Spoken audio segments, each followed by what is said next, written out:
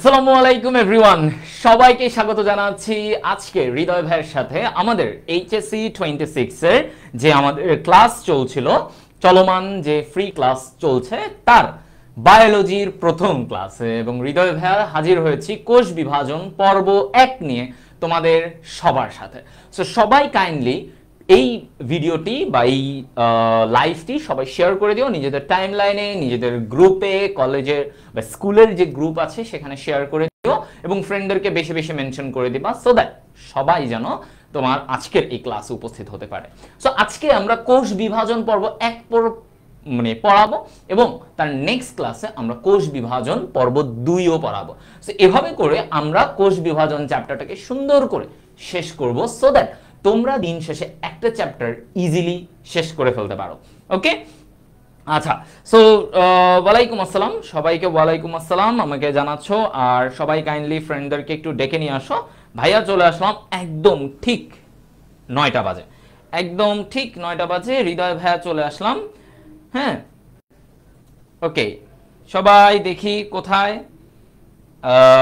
Kindly জানাও ভাইয়াকে। আলহামদুলিল্লাহ ভাইয়া ভালো আছি, তোমাদের কেমন কি অবস্থা, কেমন আছো? সবাই একটু লাইভে দ্রুত যুক্ত হয়ে যাও।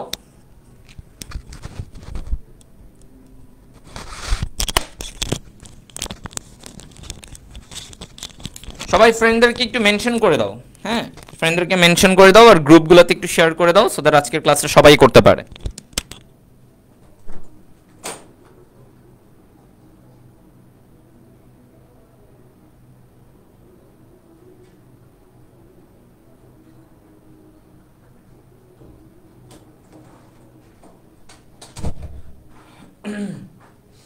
আচ্ছা, আমি একটু লাইভটা শেয়ার করে দেই, সো দ্যাট তোমাদের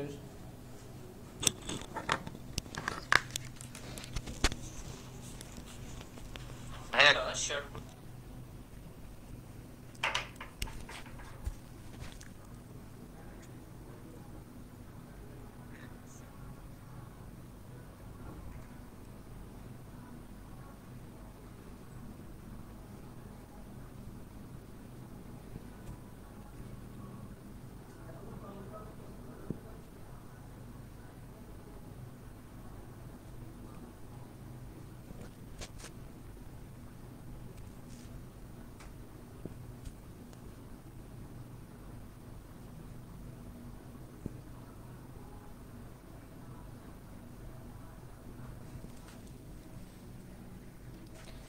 ওকে, সবাই কোথায় দেখি।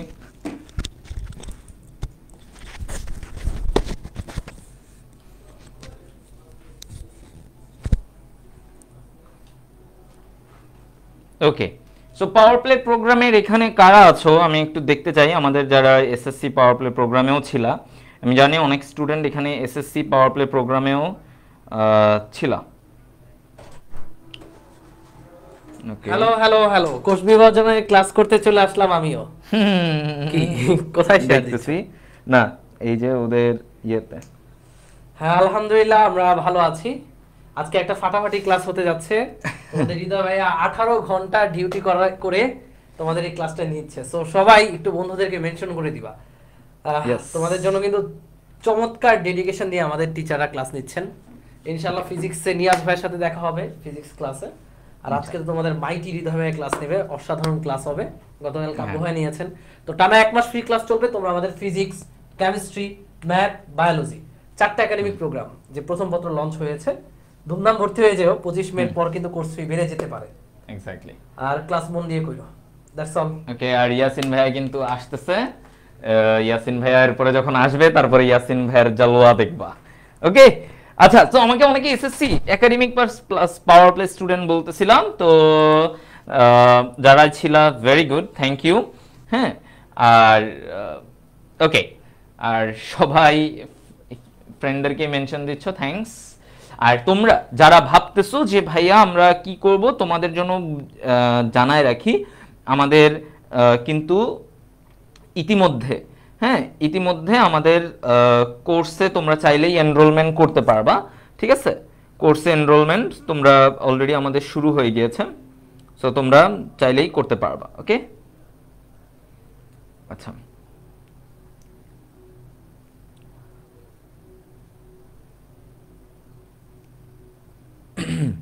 হ্যাঁ, আমাদের সবগুলো সাবজেক্ট আমরা তোমাদের বায়োলজির জন্য বলেছিলাম এবং ওইভাবেই আমরা আগাবো। হ্যাঁ, ফার্স্ট পেপারের সবগুলো জিনিস আমরা একসাথে করে দেন তোমাদের জন্য আগাচ্ছি। ওকে, সো আমি কমেন্টে একটা লিংক দিয়েছি, ওই লিংকে অনেকে যাইতে পারো চাইলে। হ্যাঁ, ওকে, সো আমরা গ্র্যাজুয়ালি স্টার্ট করি কোষ বিভাজনটা নিয়ে, রাইট?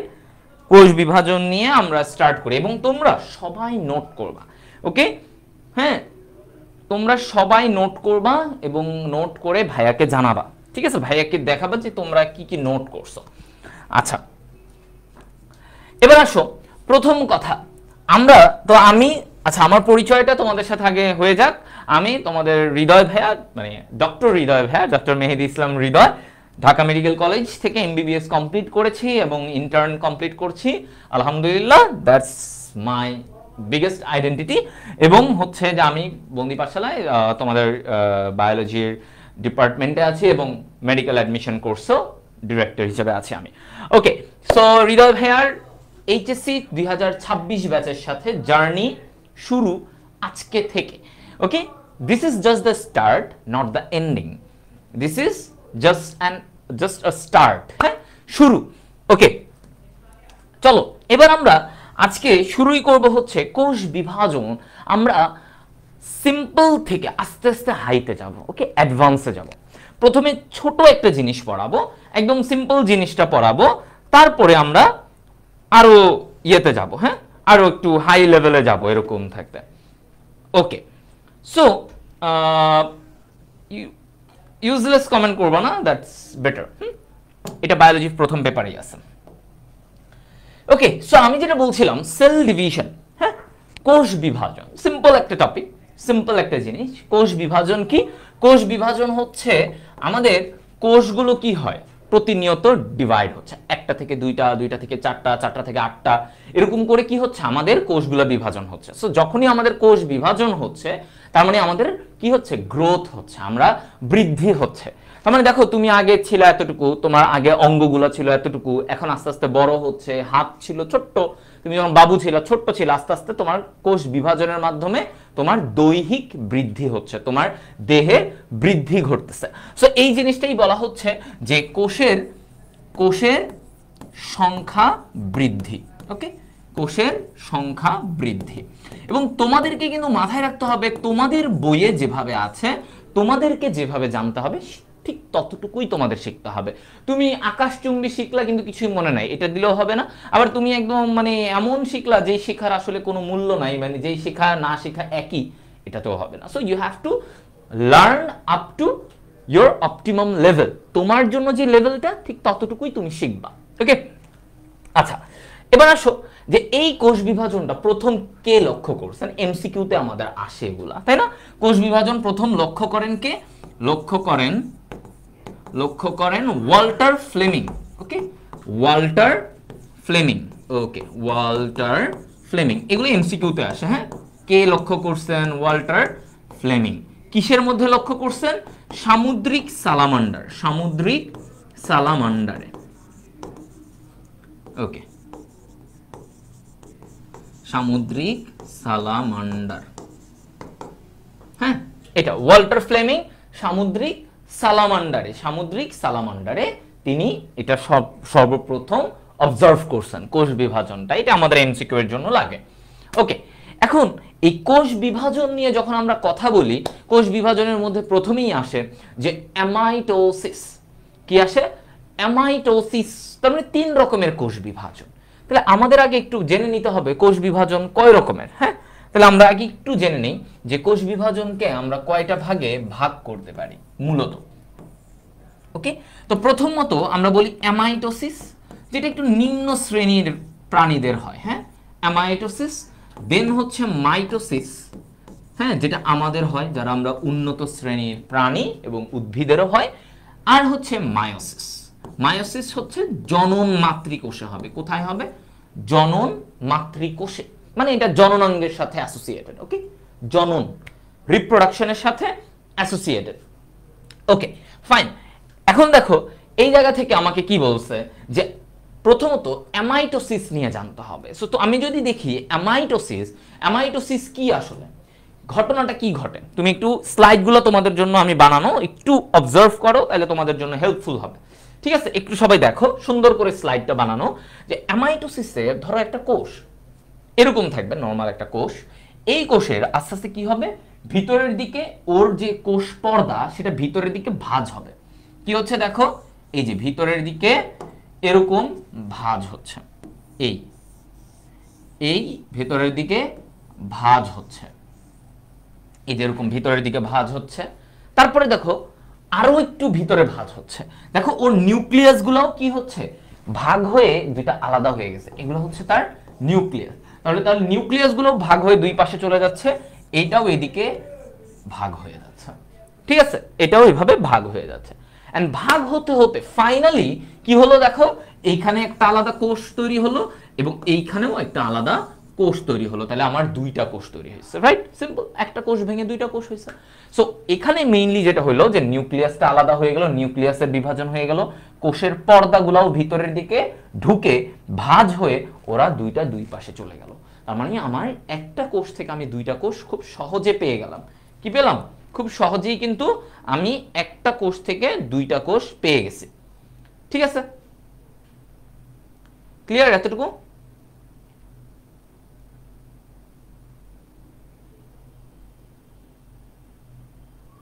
দেখো আচ্ছা, তো আমার মোটামুটি এইটুকু জিনিস। এখন এর বাইরে তোমার আর কি লাগতে পারে? দেখো এখন ওর বৈশিষ্ট্য, অ্যামাইটোসিসে কি ঘটে, কাদের ঘটে, এই ব্যাপারগুলো, তাই না? তো প্রথমত আমি একটা পয়েন্ট তোমাদের জন্য লিখে রাখছি, দেখো। ওকে, প্রথম কথা, এটি একটা সরল ধরনের বিভাজন। কি বলছি? সরল। দেখো সিম্পল, এত ঝামেলা টামেলা নাই। নিউক্লিয়াসের দুই ভাগ হয়েছে, ক্রোমোজোম গুলাও ভাগ হয়ে গেছে, কোষের পর্দাটাও ভিতরে ঢুকে দুইটা ভাগ করে ফেলছে। সিম্পল, জাস্ট ধরো আমার এটা আছে, আমি এটা টেনে দুইটা আলাদা করে ফেললাম। আচ্ছা, এরপরে বলছে এটা কোথায় ঘটবে? আদি কোষে ঘটবে। এটা কোথায় ঘটবে? আদি কোষ। তার মানে ধরো ব্যাকটেরিয়া, ইস্ট, এই সকল প্রাণীর, মানে প্রাণীদের বা বস্তু, জীবিত বস্তুদের ক্ষেত্রে এটা হবে। তার মানে আদি কোষ বৈশিষ্ট্য। আদি কোষ কারা? আদি কোষ কারা? তো তোমাকে যদি এখন মাথায় আসে যে ভাই আদি কোষ কি ছিল, তা আদি কোষে হচ্ছে তারাই যে সকল কোষে সুগঠিত নিউক্লিয়াস থাকে না, তাই না? এটা একটা সিম্পল কথা, সুগঠিত নিউক্লিয়াস থাকে না। ওকে, সুগঠিত নিউক্লিয়াস থাকে না, এটা একটা পয়েন্ট, যে আদি কোষে কি সুগঠিত কোনো নিউক্লিয়াস থাকবে না। সেকেন্ড পয়েন্টে দেখো কি বলছি, যে আদি কোষের ক্ষেত্রে আমার কোনো ধরনের অঙ্গাণু থাকে না, মানে ঝিল্লিবদ্ধ কোনো অঙ্গাণু থাকে না। তার মানে অঙ্গাণুগুলা কি হবে?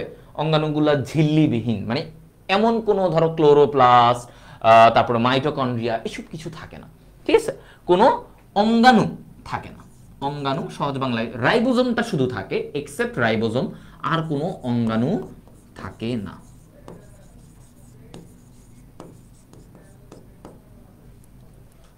ওকে, আচ্ছা, তারপরে কি বলছে? স্পিন্ডল যন্ত্র তৈরি হবে না। স্পিন্ডল যন্ত্র এসব কিছু তৈরি হয় না। মনে আছে তোমরা পড়ছিলা কোষ বিভাজনের সময় এরকম সুতার মতো কিছু জিনিস তৈরি হয়, এগুলো কি স্পিন্ডল তন্তু বলে। তো এই যে তন্তু সহ পুরো জিনিসটাকে আমরা কি বলি? স্পিন্ডল যন্ত্র।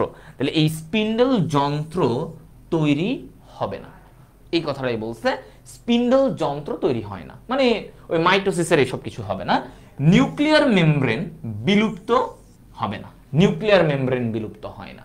ঠিক আছে, মানে নরমালি কোষ বিভাজনে দেখা যায় মাইটোসিসে এদের নিউক্লিয়ার আবরণটা, নিউক্লিয়াসের যে আবরণ, নিউক্লিয়ার মেমব্রেন মানে কি? নিউক্লিয়াসের যে আবরণ, সেই আবরণটা বিলুপ্ত হয় না, মানে হয় মাইটোসিসের ক্ষেত্রে, বাট অ্যামাইটোসিসে এরকম কিছু ঘটে না যে কোনো বিলুপ্ত হবে, এরকম না। ওকে, এখন আসো কোথায় এগুলা ঘটে। তাহলে এটা ঘটে কোথায়? দেখো এখানে বলছে ব্যাকটেরিয়া, সায়ানোব্যাকটেরিয়া, তরুণাস্থি কোষে ঘটে। তরুণাস্থি কোষেও ঘটে। তা আমি এটা আরো কিছু উদাহরণ, যেমন এটা মনে রাখবা বে, কি দিয়ে? বে। তাহলে ব্যাকটেরিয়া, বিতে ব্যাকটেরিয়া, ওকে। তারপরে হচ্ছে এতে, এতে খেয়াল করো, এতে হচ্ছে অ্যামিবা, অ্যামিবা। আর ওয়াইতে হচ্ছে ইস্ট, ওয়াইতে কি? ইস্ট। ঠিক আছে, তাহলে বে, ব্যাকটেরিয়া, অ্যামিবা, ইস্ট, এই তিনটা। হ্যাঁ, আচ্ছা, তাহলে এই তিনটা জায়গায় আমার অ্যামাইটোসিস ঘটতে পারে। এর পাশাপাশি আমরা তো বললাম তরুণাস্থিতেও ঘটে, কার্টিলেজ, তরুণাস্থি, আমাদের নাকে যেমন তরুণাস্থি আছে এগুলাতে, ঠিক আছে, এই জায়গাগুলোতে। ওকে,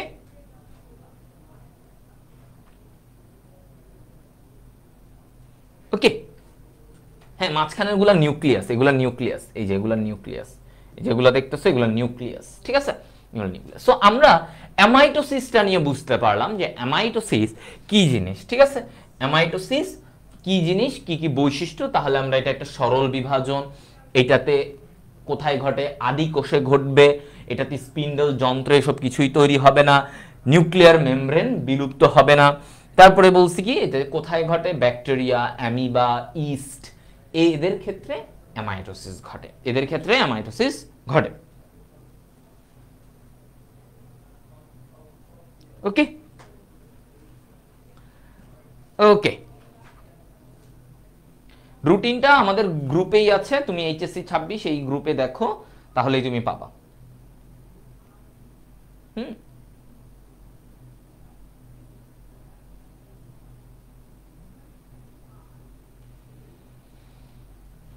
ওকে, আশা করি এইটুকু বুঝতে পারছো সবাই। আচ্ছা, তারপরে যাই, এবার আমরা কোষ চক্র নিয়ে একটু শিখবো। কি নিয়ে শিখবো বলো? কোষ চক্র নিয়ে। তাহলে কোষ চক্রটা কি? কোষ চক্র তার মানে, ধরো আমি তোমাকে একটা জিনিস বুঝাই। ধরো তুমি একটা প্রতিযোগিতায় নিবা, ধরো তোমাদের দৌড় খেলায় অংশগ্রহণ করবা, তোমাদের কলেজের বার্ষিক ক্রীড়া প্রতিযোগিতায়, কলেজে, স্কুল কলেজে বার্ষিক ক্রীড়া প্রতিযোগিতা হয় না, যে বছর শেষে একটা খেলাধুলার ইয়ে হয়, তো সেখানে তুমি দৌড় প্রতিযোগিতায় দিবা 100 মিটার দৌড়। এখন এই 100 মিটার দৌড়ের দৌড়টা হবে একদিন, তাই না? একদিনের অল্প কিছু সময়ের জন্য।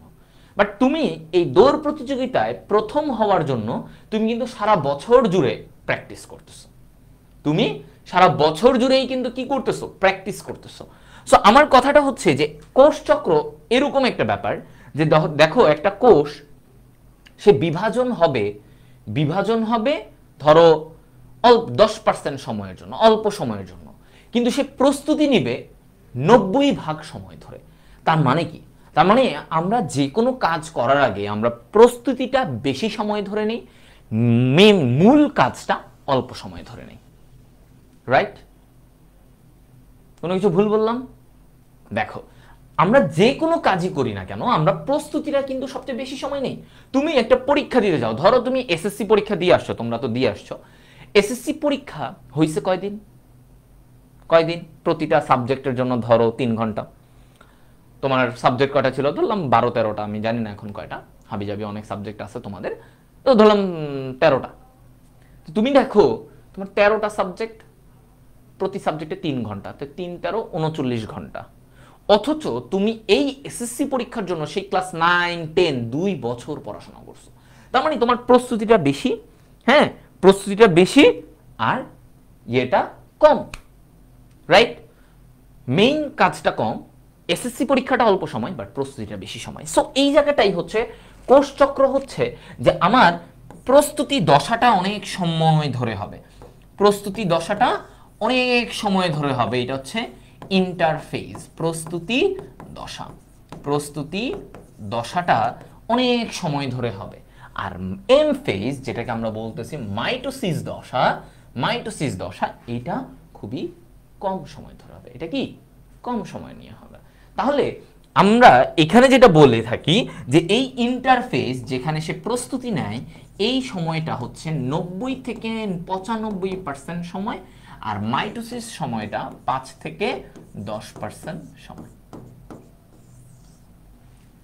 ওকে, 5 থেকে 10% সময়। বুঝতে পারছো? ক্লিয়ার? আচ্ছা,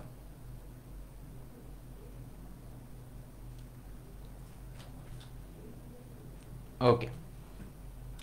তো এই জিনিসটা হচ্ছে আমাদের কোষ চক্র। তার মানে একটা কোষ, সে ধরো এম ফেজ, আর এইটাতে আসার আগে সে পুরা টাইম কি করলো? ইন্টারফেজ।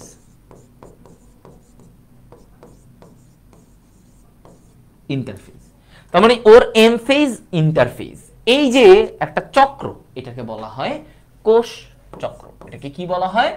কোষ চক্র, বা আমরা বলি সেল সাইকেল।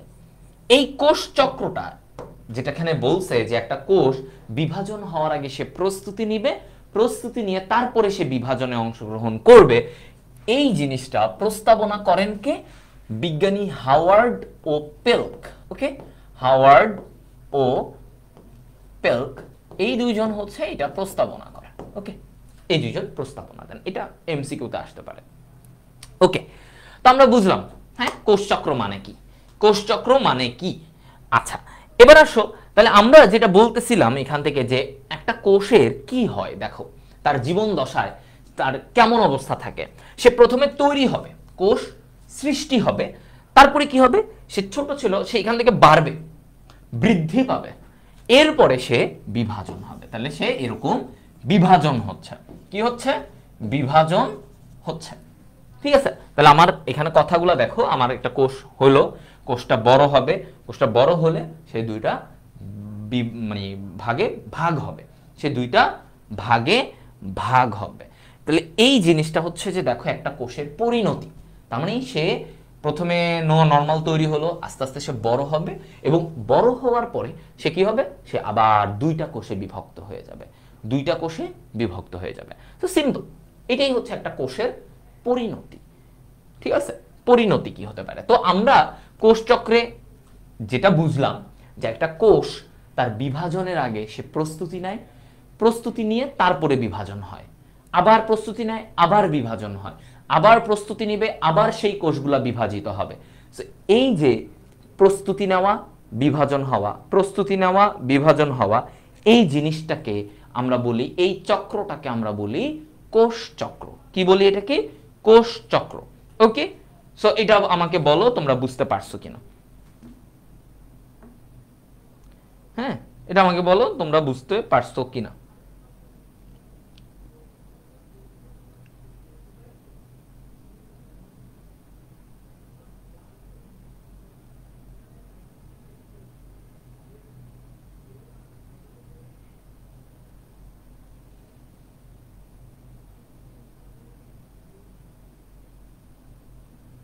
ওকে ভাই, ক্লিয়ার?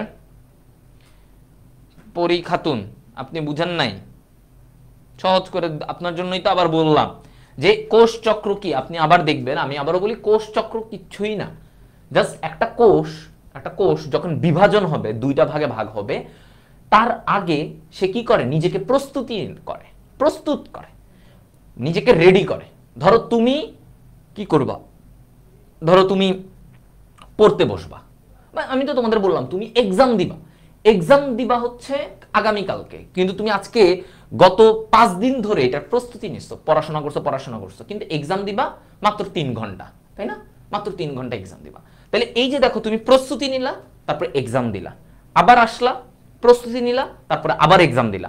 এই যে তোমার এই চক্র, এটা কি বলবা? তোমার এক্সাম চক্র। ধরো এরকম। আর কোষের ক্ষেত্রে চিন্তা করো, একটা কোষ সে প্রস্তুতি নিল, রেডি হইলো, নিজেকে বিভাজন হইলো, একটা কোষ থেকে দুইটা কোষ হইলো, আবার ওরা প্রস্তুতি নিল, এরা আবার কি হবে? এই কোষগুলো আবার বিভাজন হবে, আবার প্রস্তুতি নিয়ে আসবে, আবার বিভাজন হবে। এই জিনিসটা কন্টিনিউ করতে হবে। ঠিক আছে, এইটাকেই বলে হচ্ছে এই। ওকে, এবার বুঝছো সবাই?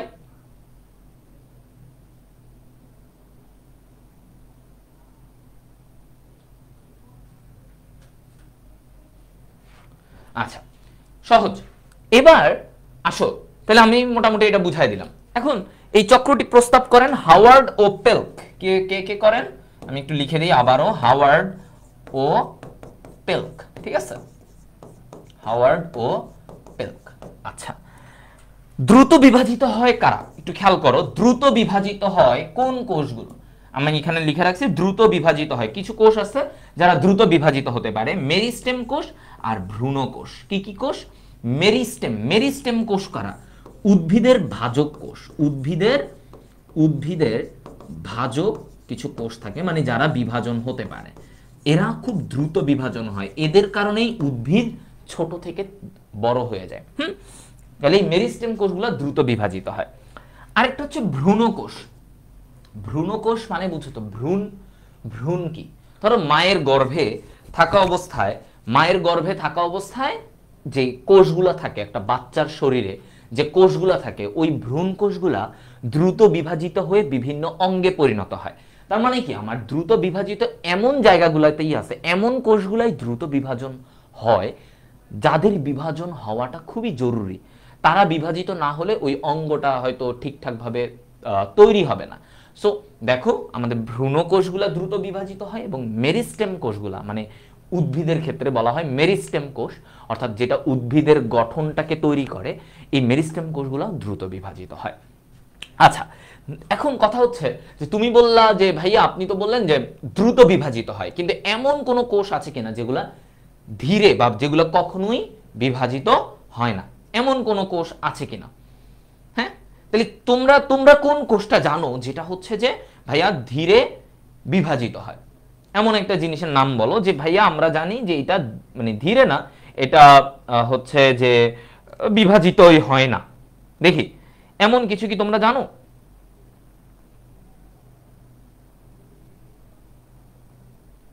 বলো তো।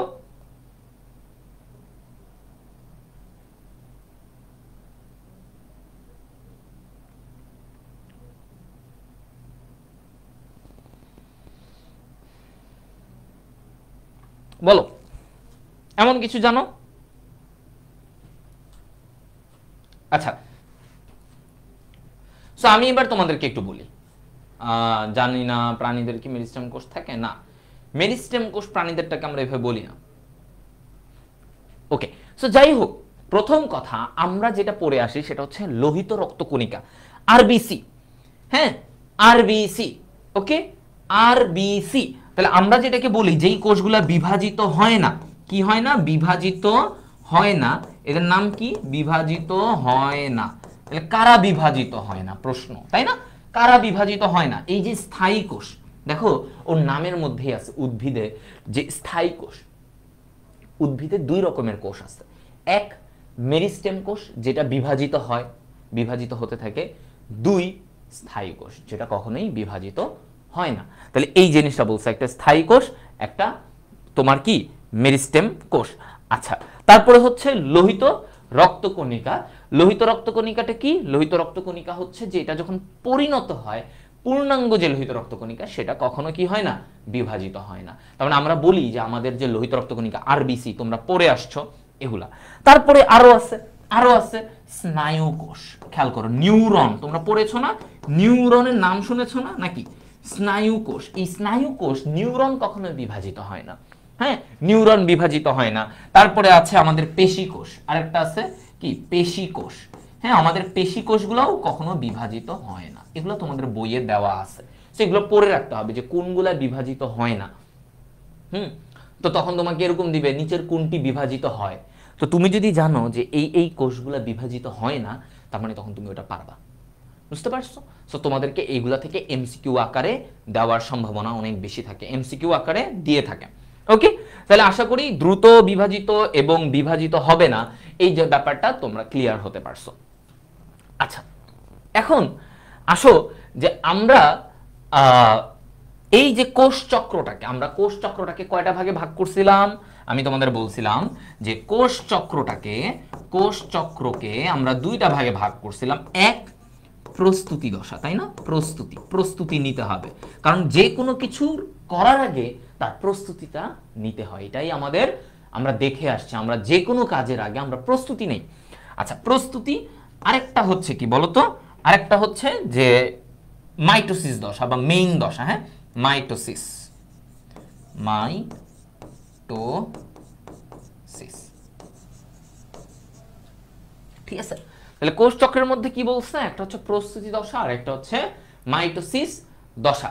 হ্যাঁ, ওকে ওকে, প্রস্তুতি দশা আর মাইটোসিস। এখন প্রস্তুতি দশার ইংরেজি কি বলো? প্রস্তুতি দশার ইংরেজি কি? ইন্টারফেজ। প্রস্তুতি দশার ইংরেজি হচ্ছে ইন্টারফেজ, তাই না? আর মাইটোসিস তো মাইটোসিস। ওকে, তাহলে আগে কি হবে? প্রস্তুতি, তারপরে মাইটোসিস। ওকে, তো আমি এখানে কি লিখছি দেখো, এম ফেজ মানে কি? এম ফেজে কোষের বিভাজন হয়। তার মানে কোষটা বিভাজন হয় মূলত এই এম ফেজে, মানে মাইটোসিস ফেজে। আর প্রস্তুতি নিবে ইন্টারফেজে। প্রস্তুতি নেয় কখন? ইন্টারফেজে।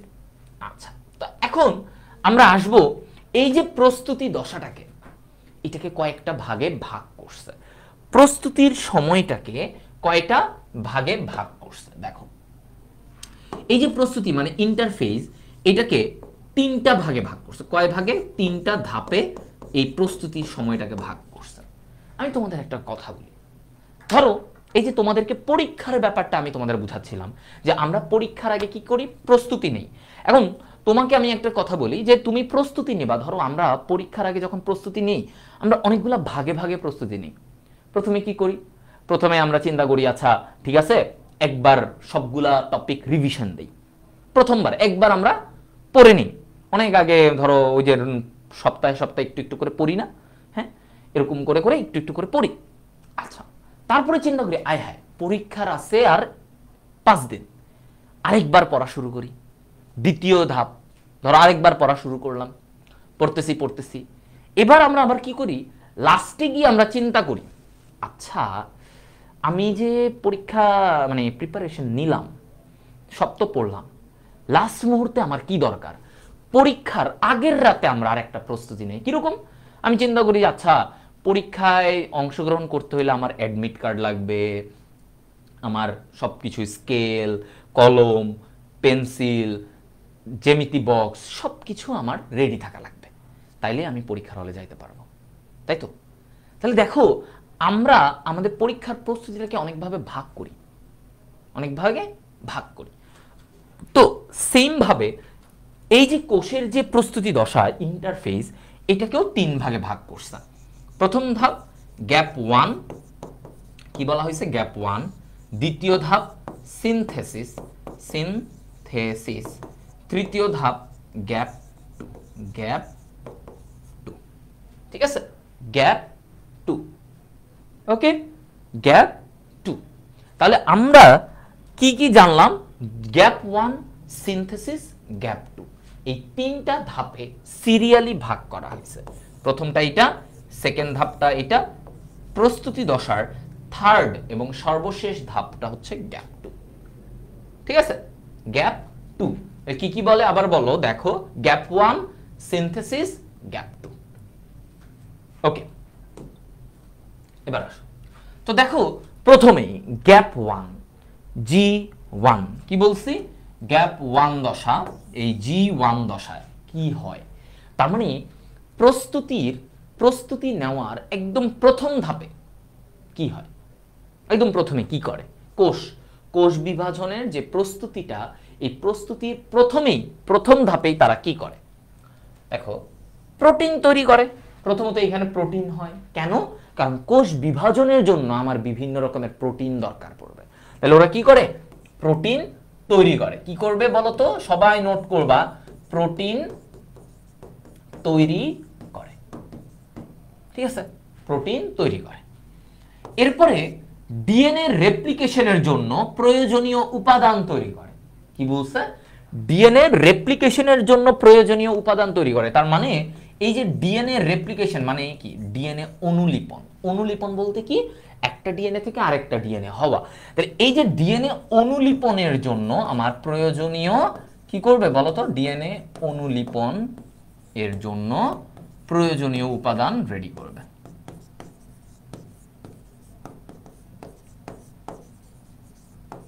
প্রয়োজনীয় উপাদান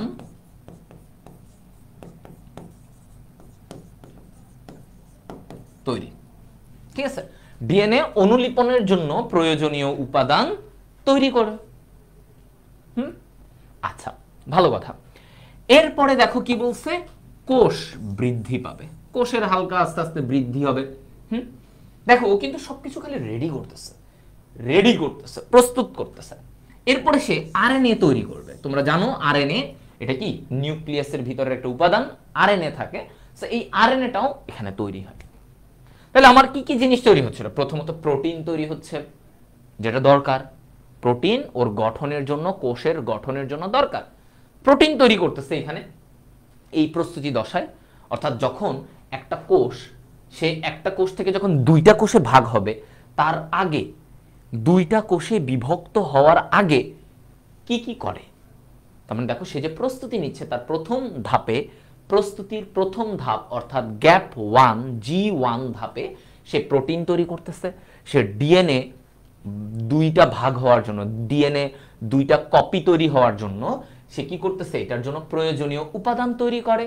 তারপরে কোষটা আস্তে আস্তে একটু বড় হবে এবং লাস্টলি বলছে যে ওর আরএনএ তৈরি করবে। সে তার কি হবে? আরএনএ তৈরি হবে। ওকে, এই জিনিসটুকু বলছে, আরএনএ তৈরি হবে। সবাই বুঝতে পারছো? হ্যাঁ,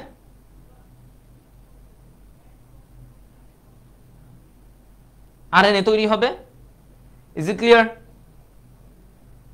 এতটুকু গ্যাপ 1 পর্যন্ত সিম্পলি দেখো। তার মানে যা যা দরকার সে তা তৈরি করবে। সে কি করবে? সেগুলা তৈরি করবে।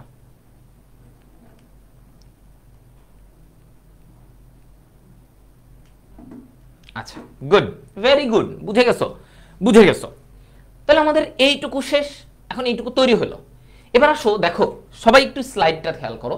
আমার প্রস্তুতির প্রথম এই যে প্রস্তুতির যে প্রথম দশা মানে ধাপ গ্যাপ 1, এখন এই ধাপে কতটুকু সময় ব্যয় করে? কতটুকু সময়?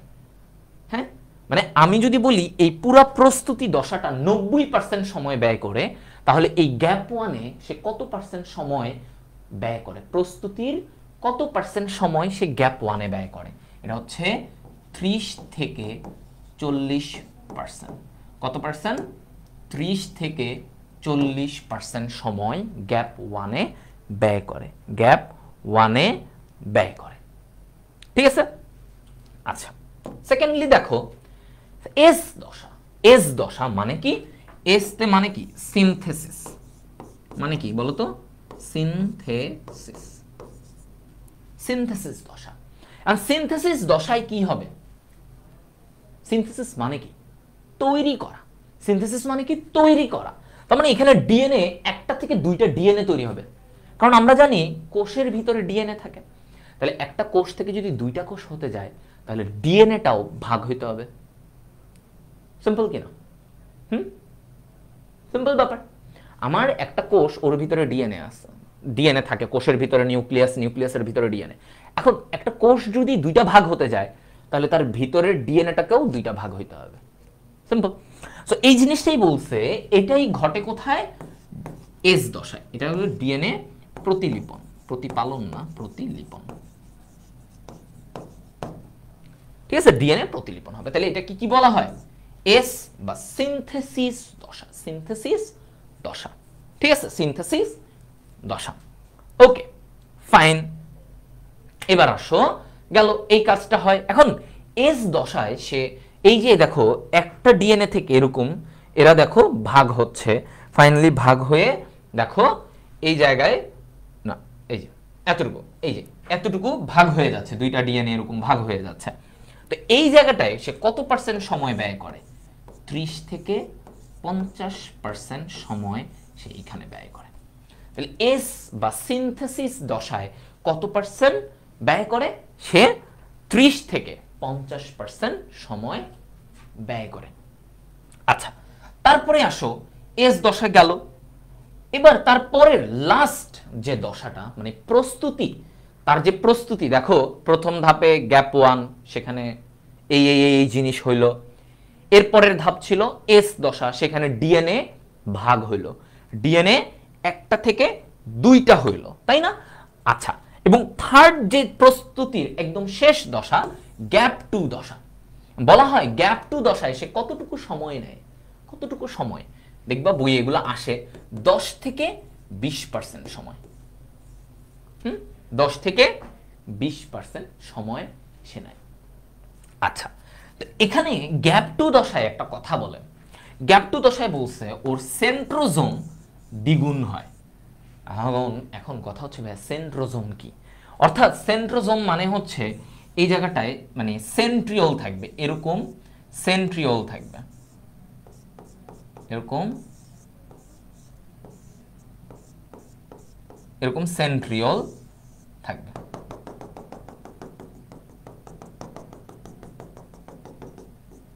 ওকে, এরকম সেন্ট্রিওল সহ এই জিনিসটা থাকবে, এটাকে বলা হয় সেন্ট্রোজোম। কি বলা হয়? সেন্ট্রোজোম। এটা কি হবে? দ্বিগুণ হবে, দ্বিগুণ হবে। এবং এরপরে কি বলছে? এমপিএফ তৈরি হবে। এই যে গ্যাপ টু দশায় তার কি হবে? এমপিএফ। এখন এই জায়গাটাই সমস্যা, ভাইয়া এমপিএফ কি জিনিস খেয়াল করো। এটা কি জিনিস? এটার ফুল ফর্ম কি? পূর্ণ রূপটা কি? Maturation promoting factor. ঠিক আছে, maturation promoting factor, maturation promoting factor. এটা খুবই খুবই ইম্পর্টেন্ট, সবাই এটা মনে রাখবা এই জিনিসটা, যে ম্যাচুরেশন প্রমোটিং ফ্যাক্টর এটা কোথায় তৈরি হয়, কোন ধাপে তৈরি হয়? গ্যাপ টু দশায় এটা তৈরি হয়। ঠিক আছে, একদম শেষ সময়ে এসে ম্যাচুরেশন প্রমোটিং ফ্যাক্টর তৈরি হয়। এখন এই ম্যাচুরেশন প্রমোটিং ফ্যাক্টর এটা কি কাজ করে, কেন তৈরি হলো? একটা কোষ এই গ্যাপ টু থেকে মাইটোসিসে যাবে কিনা সেটা সে নিয়ন্ত্রণ করে। ওকে, তাহলে কি বলতেছে? কোষ হ্যাঁ প্রস্তুতি দশা থেকে, প্রস্তুতি দশার G2 থেকে, G2 এই দশাটা থেকে কোথায়? মাইটোসিসে M দশায় যাওয়ার জন্য প্রয়োজন।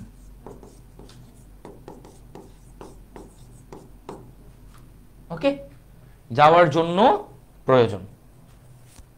বুঝতে পারছো? হ্যাঁ, এই জিনিসটা। তাহলে আমরা কি জানলাম এখান থেকে? বলো, আমরা এখান থেকে কি জানলাম? এই জায়গাটুকুর মধ্যে আমরা কতটুকু জানতে পারলাম বলো?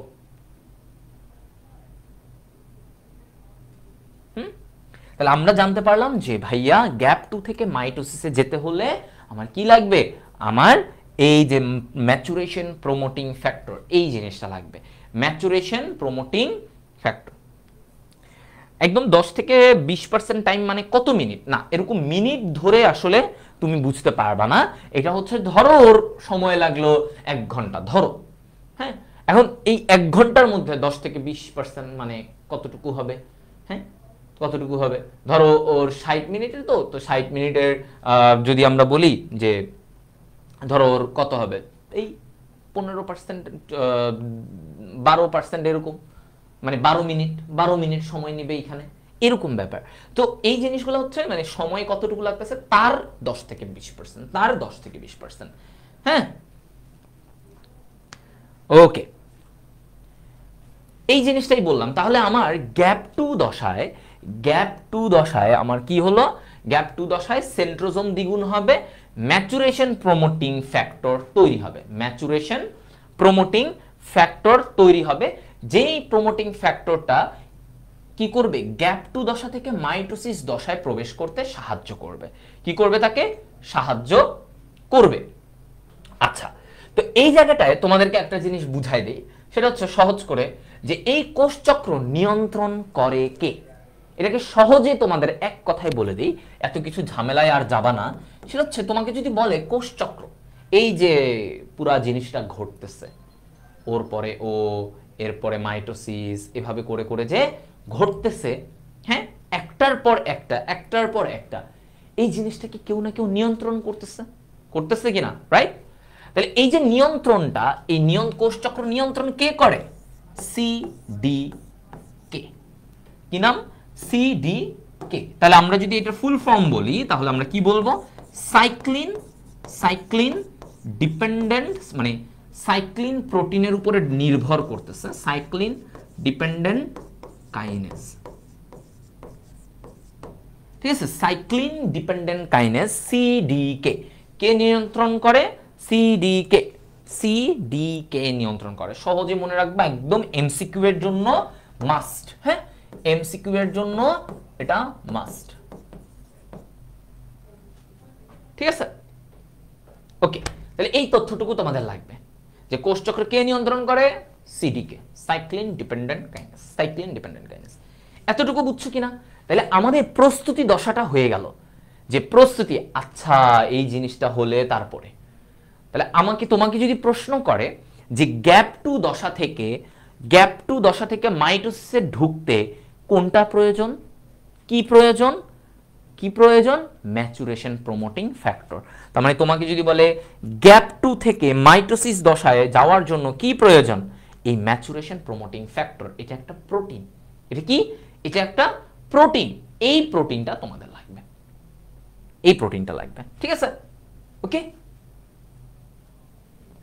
এই জিনিসগুলো।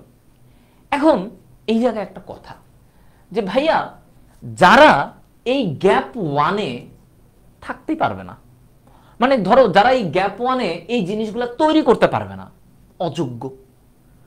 তুমি একটু দেখো, তুমি যদি তোমার প্রস্তুতি, পরীক্ষার প্রস্তুতির শুরুতেই দেখো যে তোমাকে তোমার কলেজ বলল যে এই স্টুডেন্টকে বসতে দেওয়া হবে না, তাহলে তো তুমি আগেই বাদ, তার মানে তুমি শুরুতেই কোয়ালিফাই করো নাই। তো দেখো এই গ্যাপ ওয়ানে যদি যা যা তৈরি করার কথা সে যদি না পারে, তাহলে সে কি হবে, গ্যাপ ওয়ানেই থেকে যাবে, আজীবন গ্যাপ ওয়ানে থেকে যাবে, যদি না পারে, যদি না পারে। আর যদি সে এখান থেকে কোয়ালিফাই করে যে না ও যোগ্য, ও সব তৈরি করছে, তাহলে তো আগাবে, সামনে বিভাজন হবে, বুঝতে পারছো? তাহলে এই জিনিসটা,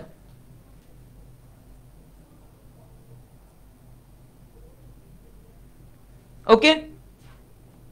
আচ্ছা, এই জিনিসগুলা তোমাদেরকে বললাম, তাই আশা করি এতটুকু তোমাদের মাথায় থাকবে। ওকে, তাহলে এই জিনিস আমরা বললাম যে ওর কোষচক্র, হ্যাঁ কোষচক্র কি হচ্ছে না হচ্ছে, এই জিনিসটা আমরা বুঝাই দিলাম। এতটুকু সবাই আমাকে একটু জানাও, কোষচক্রের জায়গাটুকু, হ্যাঁ ইংলিশটা বুঝতে প্রবলেম, আরে ও বলে আরো ভালো করে লিখতে হবে। আচ্ছা ঠিক আছে, আমি হ্যান্ড রাইটিং কোর্স করে তারপরে আসতেছি তোমাদের ক্লাস নিতে, ঠিক আছে। ওকে, তাহলে আমরা কোষচক্র সবাই বুঝছো কিনা? তাহলে আমরা এখন প্রস্তুতির পরে কি, মাইটোসিস, প্রস্তুতির পরে কি, মাইটোসিস। আমরা এখন মাইটোসিসে যাব, যে ও মাইটোসিসে ঢুকে কি কি করবে, মাইটোসিসে ঢুকে ও কি কি করবে, আমরা এখন ওই দিকে যাব। ওকে, আসো। তো তার আগে আমরা একটু ওই যে আগে মাঝখানের ওগুলো লাগবে না, হাবি হিজিবিজি জিনিস, ওগুলো তোমাদের এখন মাথায় মানে ঢুকানোর উচিতই না, হ্যাঁ এগুলা কোনো কাজের না। যাই হোক, অকাজের জিনিস পরে, আগে কাজের জিনিস। তো আমরা প্রস্তুতি নিলাম, একটা কোষ সে যোগ্য যে সে মাইটোসিস বিভাজন করতে পারবে, আমাদের কিন্তু প্রস্তুতি শেষ। তোমার পরীক্ষার আগে যে প্রস্তুতি নেওয়ার কথা সেটা শেষ। এখন তুমি মেইন পরীক্ষার হলে ঢুকে গেছো। তুমি কোথায় ঢুকে গেছো? মাইটোসিসে ঢুকে গেছো, তুমি মাইটোসিসে ঢুকে গেছো, ঠিক আছে। এখন আসো আমরা মাইটোসিস নিয়ে আলোচনা করব। মাইটোসিস বা বাংলায় আমরা লিখি কি, মাইটোসিস।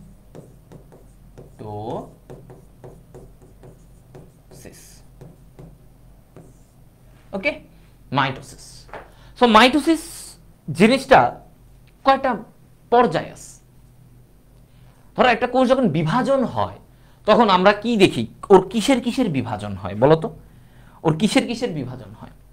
এক, নিউক্লিয়াসের বিভাজন হবে, রাইট? খেয়াল করো, একটা কোষ যখন ভাগ হয়, আমি একটু তোমাদের দেখাই।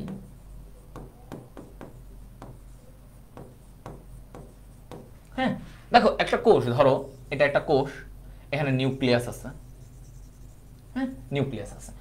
এই কোষটা যখন বিভাজন হবে, খেয়াল করো, এই কোষটাই যখন বিভাজন হবে, এটা কি নিউক্লিয়াস, আর তার চারপাশে কি, এগুলো সাইটোপ্লাজম। এগুলো কি? সাইটোপ্লাজম।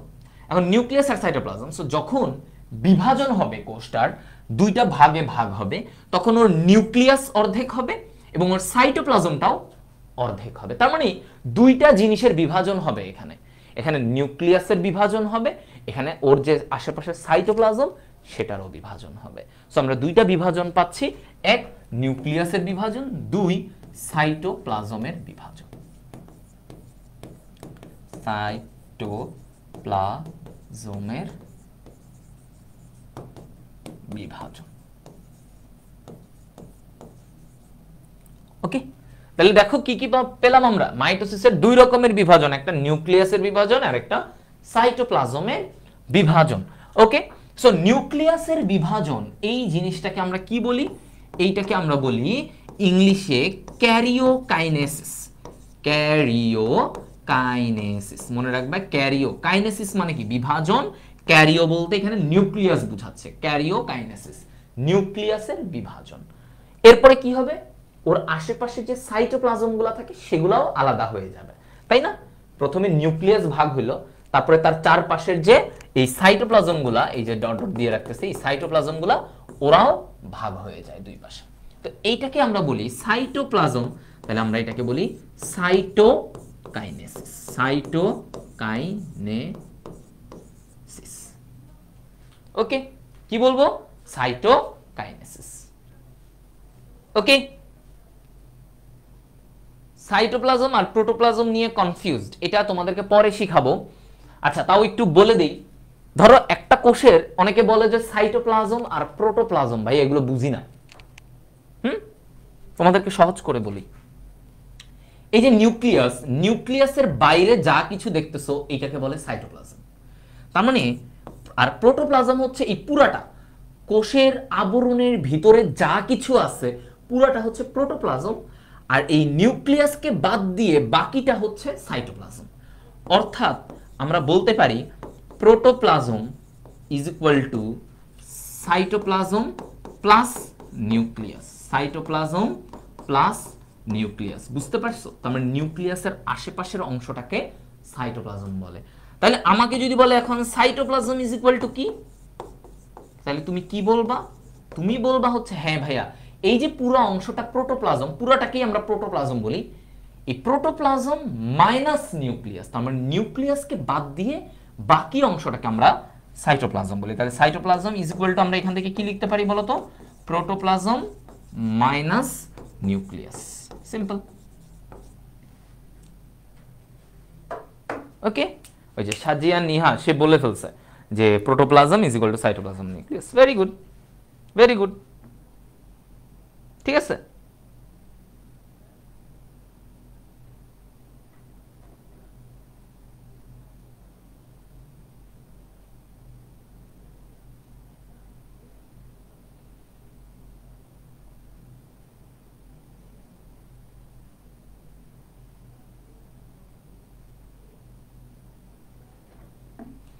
দেখো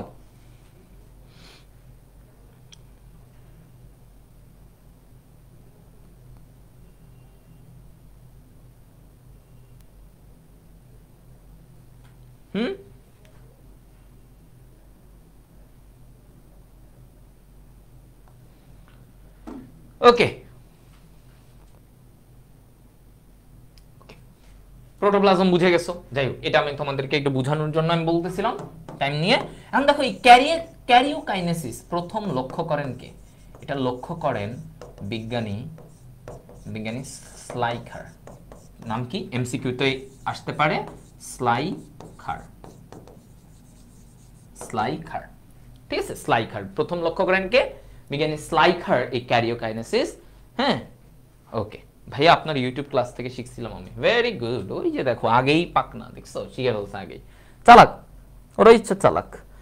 ওকে, so now the thing is, এই মাইটোসিসের বৈশিষ্ট্য কি? ভাইয়া মাইটোসিস কোষ বিভাজন হতে গেলে আমাদের কি হয়, রাইট? কি ঘটবে? এই মাইটোসিস বিভাজনটার বৈশিষ্ট্য কি? ধরো তুমি একজনকে চিনতে চাইলা, ধরো তুমি জানতে চাইলা হৃদয় ভাইয়া কে, তুমি বললে হৃদয় ভাইয়া কে। এখন কেউ একজন বললো দেখো হৃদয় ভাইয়া হচ্ছে আমাদের মেহেদি ইসলাম হৃদয় ভাইয়া। উনি গত 4 বছর ধরে পড়াচ্ছে। উনি ভাইয়া ঢাকা মেডিকেল থেকে পাশ করছে, ভাইয়া একজন ডাক্তার, ভাইয়া এখন ইন্টার্নি করতেছে। সো ভাইয়া হচ্ছে একই সাথে টিচার এবং ডাক্তার। তুমি এই জিনিসগুলা বলতে থাকলা। ভাইয়ার বাসা হচ্ছে কুমিল্লা, ভাইয়া পড়াতে পছন্দ করে, ভাইয়া হচ্ছে এই সেই সেই সেই ব্লা ব্লা ব্লা, আরো যা ইচ্ছা বলতে থাকলা। যখন তোমাকে কেউ আমার নামে জিজ্ঞাসা করলো, তুমি বেসিক কতগুলো কথা বললা। ঠিক সেম ভাবে একটা মাইটোসিস নিয়ে যদি বলে যে মাইটোসিস কি, আসলে কি তার পরিচয়, এখানে কি ঘটে, তখন তোমার কিছু বেসিক কথা মাথায় চলে আসবে। তো প্রথম কথা যেটা আমাদের আসে সেটা কি, দেখো যে এখানে নিউক্লিয়াস ও ক্রোমোজোম, ঠিক আছে, নিউক্লিয়াস ও ক্রোমোজোম একবার করে বিভাজিত হয়, একবার। তাহলে কি বলছি, এখানে নিউক্লিয়াস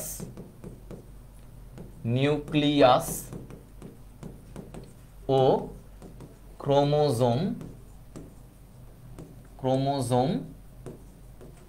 একবার করে বিভাজিত হয়।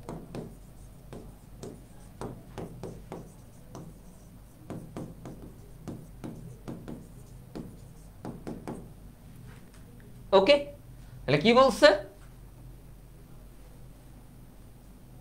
ওকে, তাহলে আমার বলছে নিউক্লিয়াস ও ক্রোমোজোম একবার করে বিভাজিত, একবার।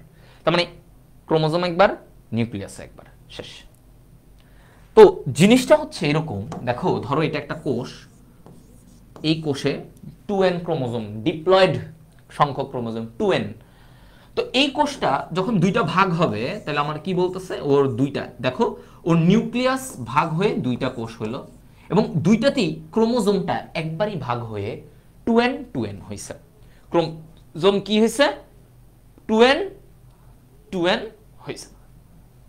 ওকে, 2n হয়েছে। তাহলে এই যে দেখো নিউক্লিয়াস একবার ভাগ হয়ে গেল, আর ভিতরে থাকা ক্রোমোজোমটাও একবারই ভাগ হয়েছে। সো এই কারণে আমরা বলছি নিউক্লিয়াস ও ক্রোমোজোম একবার করে বিভাজিত হয়। ওকে, সেকেন্ড পয়েন্ট, আমরা বলি যে ওদের যে অপত্য কোষ, এখন তুমি এই জিনিসটার মানে বুঝতে হবে।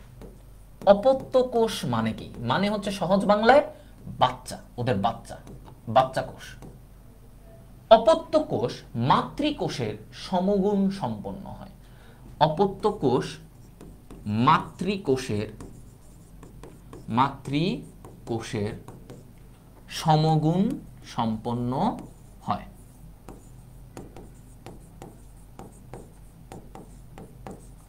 সমগুণ সম্পন্ন হয়।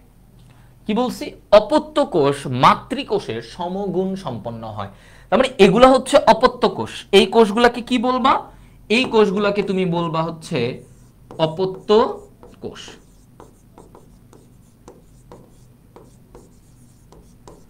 অপত্য কোষ, আর এটা হচ্ছে মাতৃকোষ। সো এখানে যেটা বলতেছে যে এই মাতৃকোষের মতো অপত্য কোষগুলো হুবহু সেম হবে, হুবহু একই রকম হবে। আচ্ছা, থার্ড পয়েন্টে এসে বলতেছে যে অপত্য কোষ ও মাতৃকোষের ক্রোমোজোম সংখ্যা 1।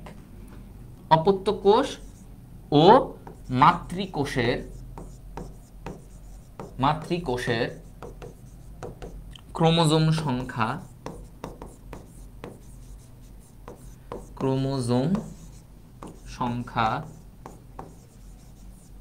1।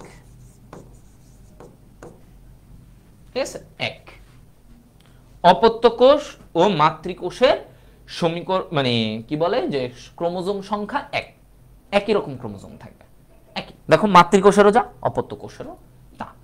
অপত্য কোষ মানে নতুন তৈরি কোষ। এখন এ কারণে দেখো ওদের ক্রোমোজোম সংখ্যা যেহেতু সমান থাকে, এই কারণে এদেরকে বলা হয় সমীকরণিক বিভাজন। তার মানে সমান, সমীকরণের মতো সমান, সমীকরণিক।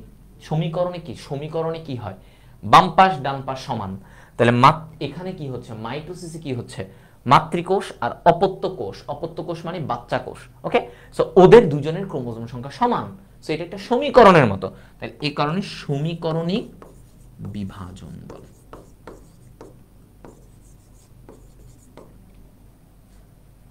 ওকে, তাহলে তোমাকে যদি এবার আসে এই ধরনের প্রশ্ন তোমাদের আসে যে নিচের কোনটিকে সমীকরণিক বিভাজন বলে, এটা হচ্ছে মাইটোসিসকে, তাহলে আমরা যদি বলি যে সমীকরণিক বিভাজন কাকে বলে, আমরা বলবো মাইটোসিসকে। ওকে, সবাই এটুকু বুঝছো ভাইয়ারা? আশা করি এটা বুঝে গেছো। আর কোনো প্রবলেম আছে বলো, তাহলে আমরা এখন মাইটোসিসের যে ধাপ, 5টা ধাপ তোমরা আগেও পড়ে আসছো, সেটা নিয়ে আমরা আলোচনা করব। বলো তো।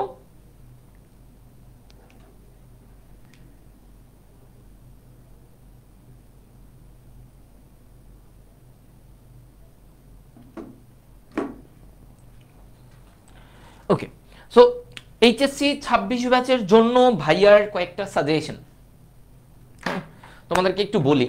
আমরা এরপরে এটা শুরু করবো, এরপরে আমরা ইনশাল্লাহ এটার পরে শেষও হয়ে যাবে আমাদের ধীরে ধীরে সুন্দরভাবে। হ্যাঁ, এগুলা তোমরা আগেও পড়েছো, আবার একটু জাস্ট রিভাইজ করবা।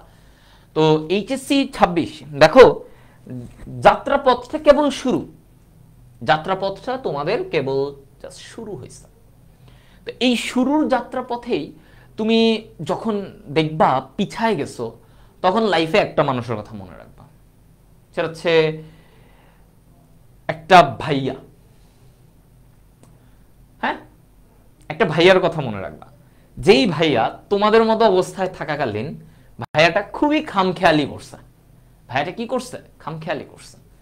ভাইয়াটা ঠিক মতনে পড়ে নাই, ঠিক মতনে সিরিয়াস হয় নাই। ভাইয়াটা চিন্তা করছে যে ওই মানে এটা কোনো রকমে পার হয়ে যাবে, পরে গিয়ে ক্যাচ করে ফেলতে পারবে।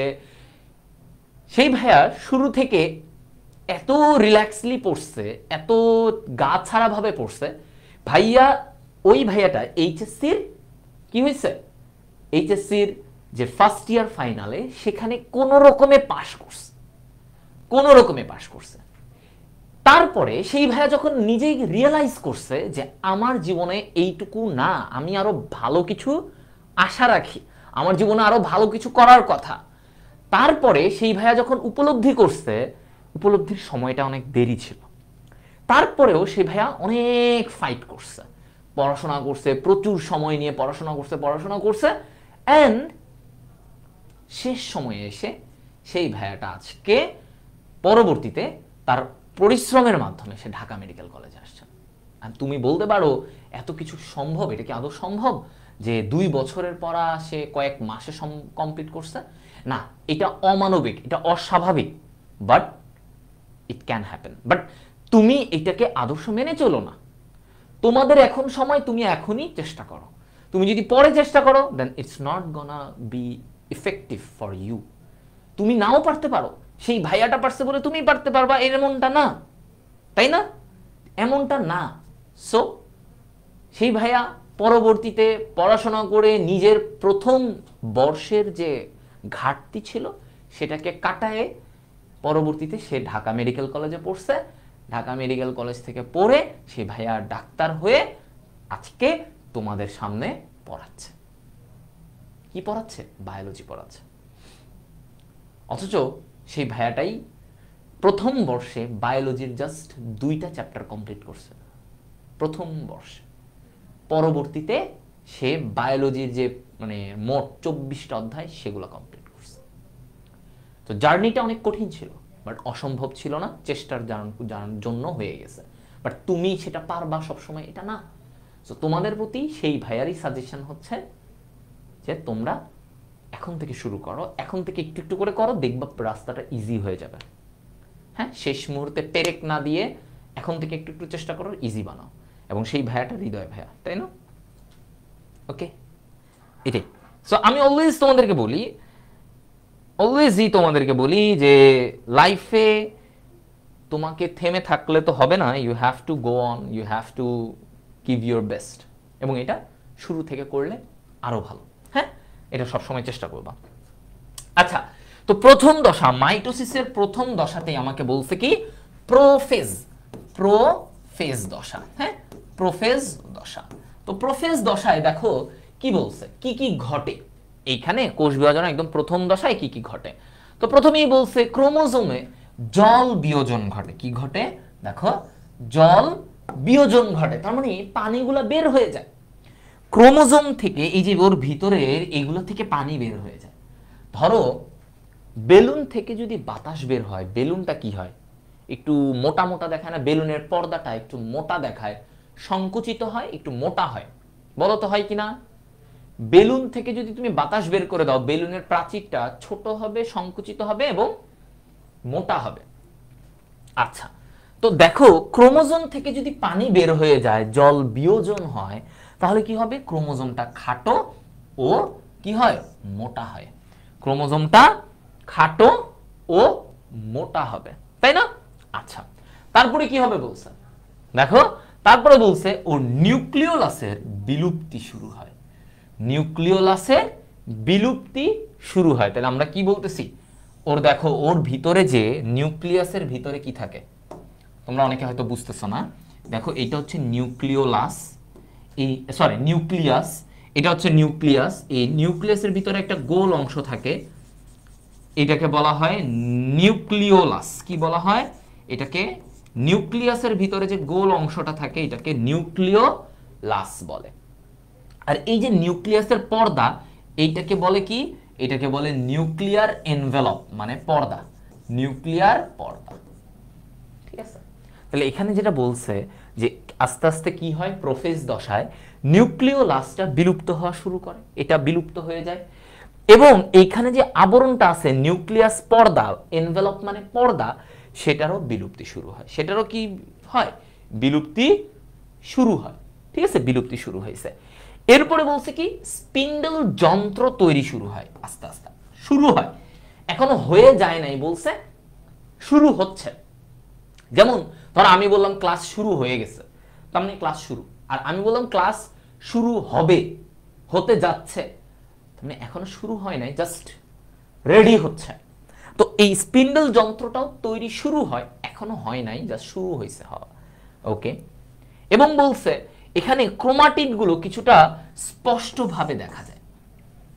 ক্রোমোজোমের যে বাহু, ক্রোমাটিড, দেখো ক্রোমাটিড হচ্ছে এরকম, এই যে এক একটা বাহু আছে না, এটাকে বলা হয় কি? ক্রোমাটিড।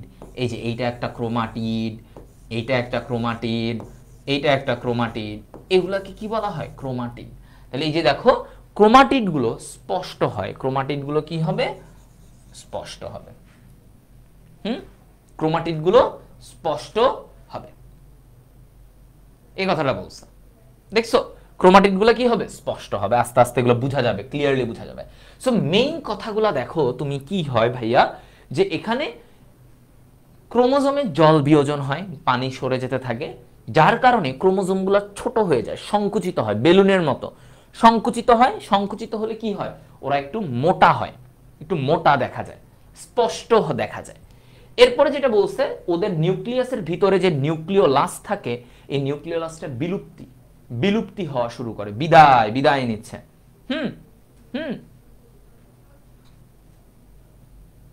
ওকে,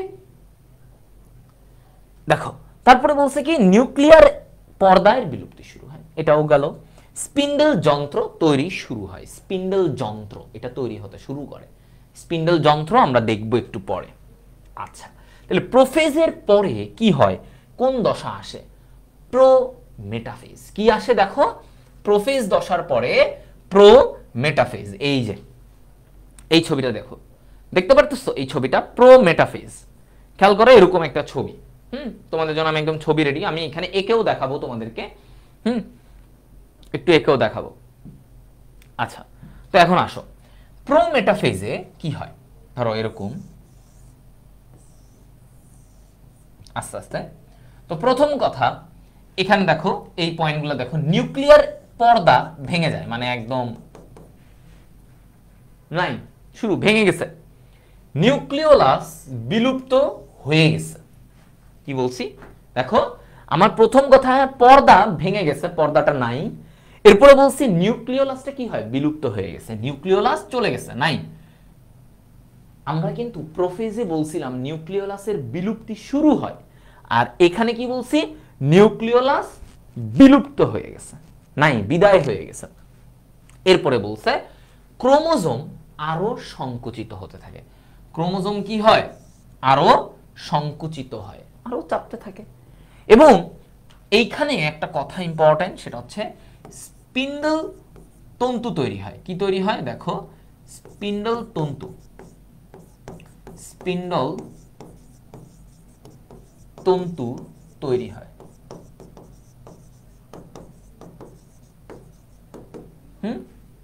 আচ্ছা, তো স্পিন্ডল তন্তুগুলোকে আমরা একটু এঁকে দেখাই। এই যে দেখো এরকম, এই এই এই, এটা কি স্পিন্ডল তন্তু, এটা কি স্পিন্ডল তন্তু এখান থেকে তৈরি হবে। ওকে, স্পিন্ডল তন্তু তৈরি হবে, এই কথাটা বলছে। এখন এই যে স্পিন্ডল তন্তু তৈরি হচ্ছে, এই এগুলো হচ্ছে স্পিন্ডল তন্তু, এগুলো কি স্পিন্ডল তন্তু। এই স্পিন্ডল তন্তুর জায়গায় তোমার যেই জায়গাটায় ক্রোমোজোম যুক্ত হয়, যেই জায়গাটায় ক্রোমোজোম যুক্ত হয়, ধরো এই যে ক্রোমোজোমগুলো এইখানে আছে, হ্যাঁ, ক্রোমোজোম যেই জায়গাটায় যুক্ত হয় এই যেখানে কি হয়, কাইনেটোকোর বলে। তার মানে এই যে ধরো এটা একটা স্পিন্ডল তন্তু, হ্যাঁ, এইখানে এই ক্রোমোজোমটা, এটা হচ্ছে একটা ক্রোমোজোম, তাহলে এই ক্রোমোজোমটা স্পিন্ডল তন্তুর সাথে যুক্ত হয়েছে যার মাধ্যমে, সেটাকে বলা হয় কাইনেটোকোর। তাহলে এই গোলাপি অংশটাকে আমরা কি বলি, এইটাকে বলা হয় কাইনেটোকোর।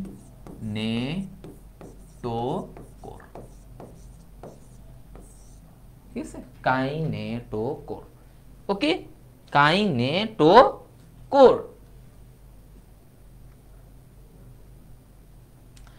ওকে, তাহলে আবারও বলতেছি ভাইয়া, কাইনেটোকোর কি? কাইনেটোকোর হচ্ছে যে যার মাধ্যমে, যার যেই অংশের মাধ্যমে, যে অংশের মাধ্যমে মাধ্যমে ক্রোমোজোম, ক্রোমোজোম, হ্যাঁ, তোমার হচ্ছে ইয়েতে যুক্ত হয়। তাহলে যে অংশের মাধ্যমে ক্রোমোজোম স্পিন্ডল তন্তুর সাথে যুক্ত হয়, স্পিন্ডল তন্তুর সাথে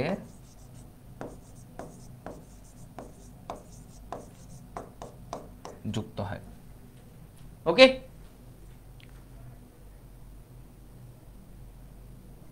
ক্লিয়ার এটা?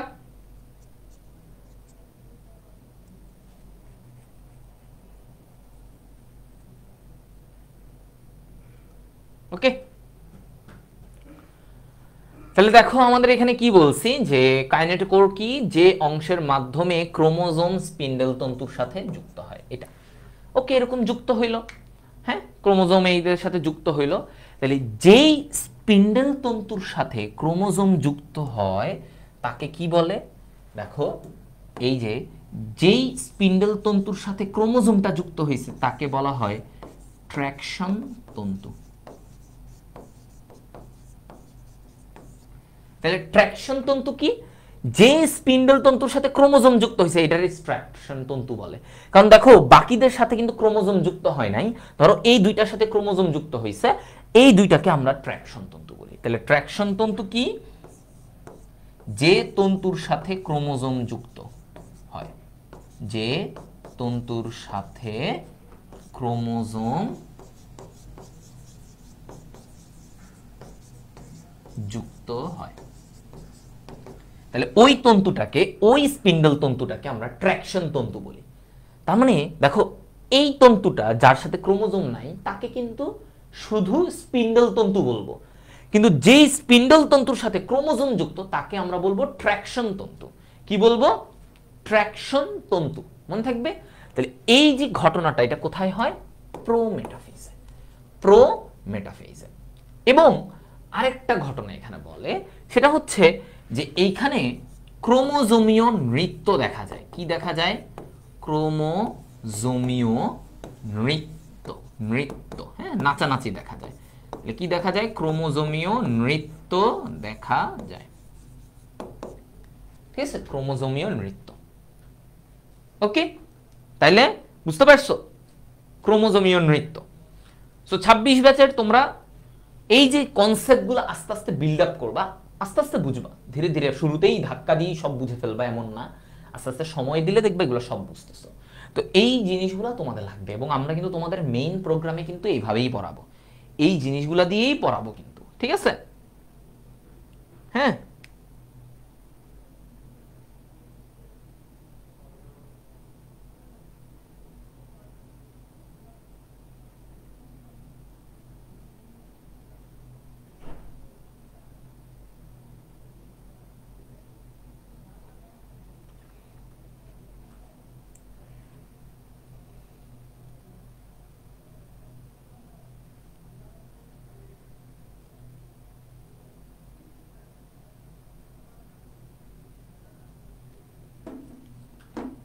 ওকে, সবাই এইটুকু বুঝছো? আর প্রোমেটাফেজের এই জায়গায় দেখো লাস্টে বলছে প্রাণী কোষে এস্টার তন্তু দেখা যায়। এস্টার তন্তুটা কি? একটা কোষের দেখো এরকম প্রাণী কোষে, এটা উদ্ভিদ কোষে হয় না, প্রাণীদের মানে আমাদের কোষে এরকম নিচ থেকে এরকম তন্তু তৈরি হয়, এস্টার তন্তু। হ্যাঁ, এরকম এস্টার, এটা প্রাণী কোষে হয়, অন্য কোথাও হয় না, এরকম এস্টার তন্তু। এই এস্টার তন্তু দিয়ে ওরা বিভাজন ঘটায়। তাহলে এইটা কখন দেখা যায়? প্রোমেটাফেজ দশায়। কখন দেখা যায়? প্রোমেটাফেজ দশায় প্রাণী কোষের বিশেষ করে এই এস্টার তন্তু দেখা যায়। ওকে, তাহলে তোমাদেরকে যখন প্রোমেটাফেজ লিখতে বলবে, তোমরা এইভাবে ছবি আঁকবা, ছবি এঁকে এই পয়েন্টগুলো লিখবা যে স্পিন্ডল তন্তু তৈরি হয়, তারপর এখানে কাইনেটোকোর তৈরি হয়। কাইনেটোকোর কি? যে অংশের মাধ্যমে ক্রোমোজোম স্পিন্ডল তন্তুর সাথে যুক্ত হয়। তাহলে যে দেখো এটা একটা ক্রোমোজোম, আর এই সবুজটা হচ্ছে একটা স্পিন্ডল তন্তু। এই যে গোলাপি কালার বেগুনি রঙের অংশটা, এই বেগুনি রঙের অংশটা দিয়ে এই ক্রোমোজোমটা স্পিন্ডল তন্তুর সাথে যুক্ত। সো এইটাকে বলা হয় কাইনেটোকোর। কি বলা হয়? কাইনেটোকোর। বলো ক্লিয়ার কিনা?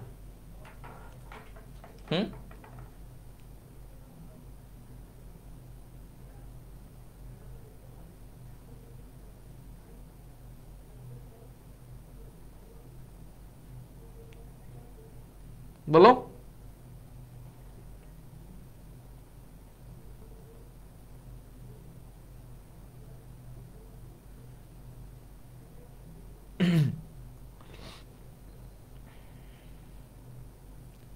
সবাই বুঝছো কিনা এতটুকু? তাহলে আমাদের কিন্তু ধীরে ধীরে আমরা অনেক কিছু বলে ফেলছি। আমি দুইবার করে তোমাদের প্রত্যেকটা জিনিস বলছি, সো দ্যাট তোমরা বুঝতে পারো, সো দ্যাট তোমরা ইজিলি ক্যাচ করতে পারো যে কি কি ঘটে। আচ্ছা ভাইয়া, বুঝলাম কি ঘটলো এতটুকু পর্যন্ত, যে ক্রোমোজোমীয় নৃত্য দেখা যায়, তার মানে ক্রোমোজোমগুলো এরকম নাড়াচাড়া করে। সো নাড়াচাড়া করলে মনে হয় যে ক্রোমোজোমগুলো নাচানাচি করতেছে, এটাকে বলা হচ্ছে ক্রোমোজোমীয় নৃত্য। ঠিক আছে? হ্যাঁ, এতটুকুই লিখলে হবে, এতটুকুই লিখলে হবে। এগুলা লিখো, এগুলার এই ব্যাখ্যা করে লিখবা, পয়েন্টগুলা দেখবা কত কিছু লেখা হয়ে গেছে। আর ছবি আঁকবা, ছবিটা আঁকতে হবে। ওকে, তাহলে আমাদের মোটামুটি এগুলা গেল। এখন মেটাফেজে এসে কি হয়? মেটাফেজে এসে ক্রোমোজোমগুলা দেখো, এই যে ছবিটা যদি আমরা এইভাবে এঁকে দেখাই,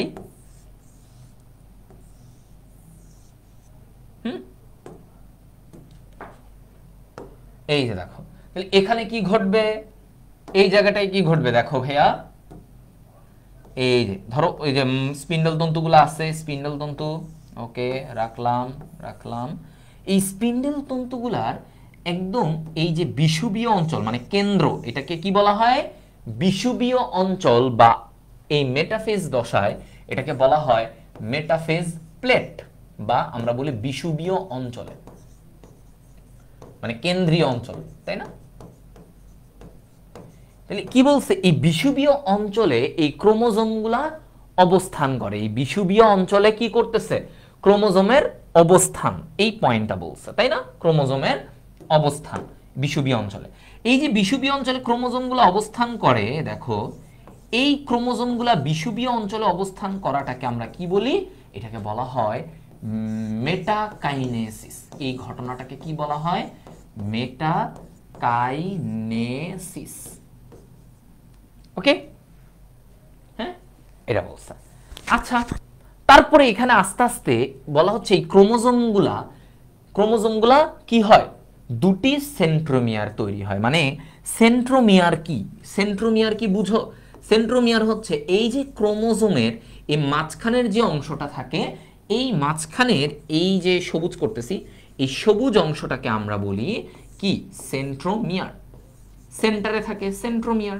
আচ্ছা, তো এই সেন্ট্রোমিয়ারটা দুইটা ভাগ হয়ে যায়, অর্থাৎ জিনিসটা এইরকম, আবার এই দিক থেকে এরকম দুইটা ভাগ হয়ে যাবে, তৈরি হলো কয়টা, দুইটা সেন্ট্রোমিয়ার এভাবে তৈরি হয়ে গেল। এখন আসো তারপরে কি বলছে, তাহলে এই যে যখন এরকম তৈরি হলো, হ্যাঁ সেন্ট্রোমিয়ার তৈরি হয়ে গেল, তখন আমার এই জায়গায় আমরা বলি যে এদের ক্রোমোজোম, আমরা আরেকটা পয়েন্ট বলি, ক্রোমোজোম এই দশায় সবচেয়ে খাটো, ক্রোমোজোম সবচেয়ে খাটো ও মোটা হয়, সবচেয়ে খাটো ও মোটা হয়। ক্রোমোজোম সবচেয়ে খাটো ও মোটা হয়। ওকে, ক্রোমোজোম সবচেয়ে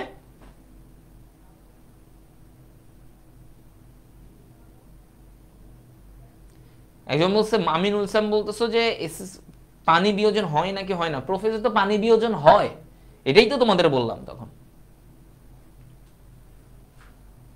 ওকে, তাহলে এখানে আরেকটা পয়েন্ট যেটা আমরা বলতেছি যে মেটাফেজে ক্রোমোজোম সবচেয়ে খাটো ও মোটা হয়। মেটাফেজে কি হয়?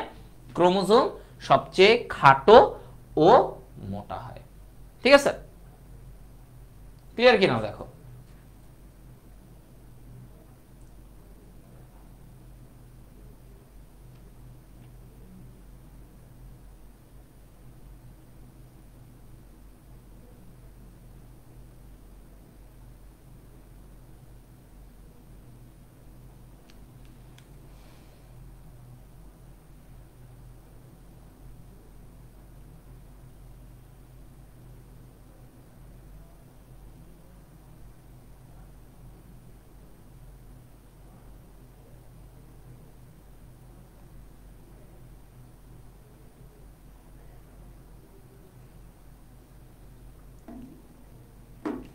ওকে,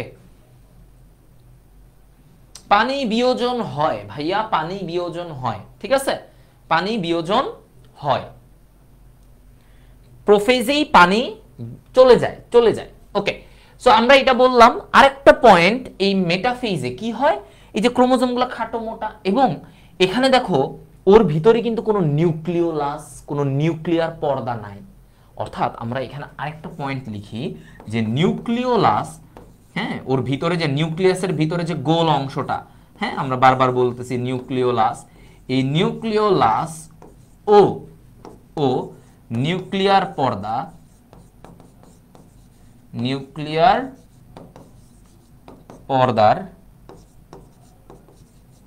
পর্দার সম্পূর্ণ বিলুপ্তি ঘটে।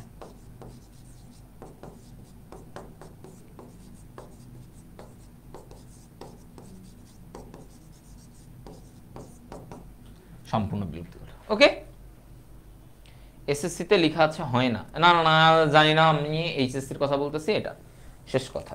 যা বলতেছি এখন এর বাইরে আমি কিছু জানি না, এটাই পড়তে হবে। হ্যাঁ,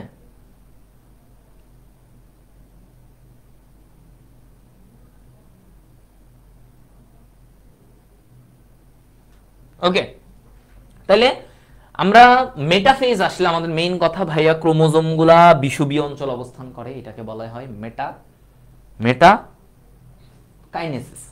আচ্ছা, তারপরে কি বলছি? তারপরে বলছি যে এখানে ক্রোমোজোমগুলো সবচেয়ে খাটো ও মোটা হয়।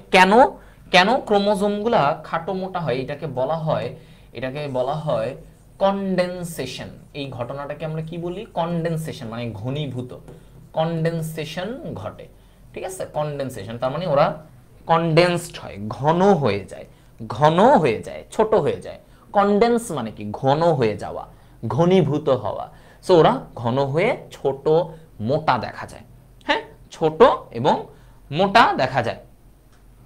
ওকে, এবার আসো তাহলে মেটাফেজের পরে অ্যানাফেজ কি বলা হচ্ছে? অ্যানাফেজ।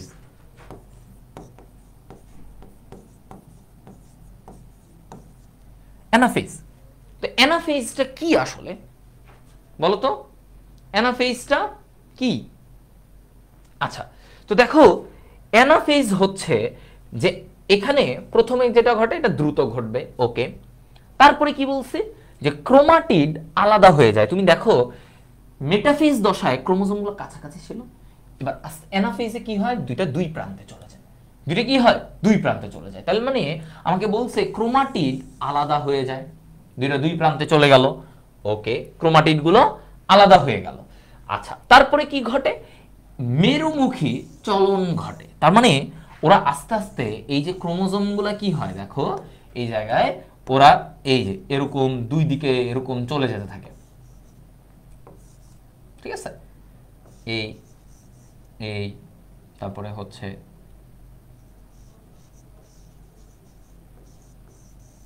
এরকম। তো এই যে ক্রোমোজোমগুলো দুই পাশে মেরুর দিকে চলে যায়, দুই প্রান্তের দিকে চলে যায়। আচ্ছা, তো এই যাওয়ার সময় ওদের আকৃতি থাকে, ক্রোমোজোমগুলা বিভিন্ন আকৃতির হয়, ঠিক আছে। তো দেখো যেই ক্রোমোজোমটা ভি আকৃতির এটাকে আমরা কি বলি, মেটাসেন্ট্রিক। মেটাসেন্ট্রিক। যেটা এল আকৃতির এটাকে আমরা বলি সাবমেটাসেন্ট্রিক। সাবমেটাসেন্ট্রিক। এরপরে হচ্ছে যেটা জে আকৃতির এটা কি, এটা হচ্ছে অ্যাক্রোসেন্ট্রিক। অ্যাক্রোসেন্ট্রিক। আই আকৃতির এটা হচ্ছে টেলোসেন্ট্রিক, ঠিক আছে। তাহলে metacentric, submetacentric, acrocentric, I, telocentric. তাহলে V L J I, V L J I.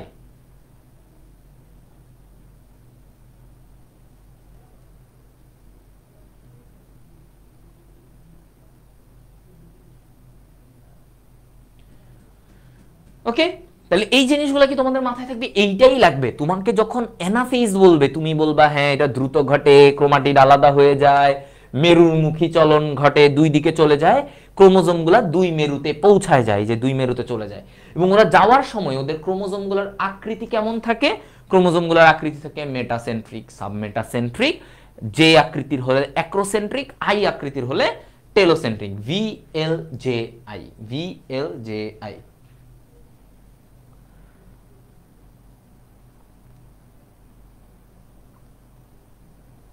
ঠিক আছে,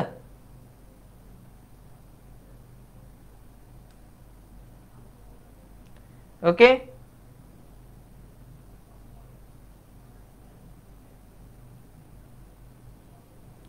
আচ্ছা,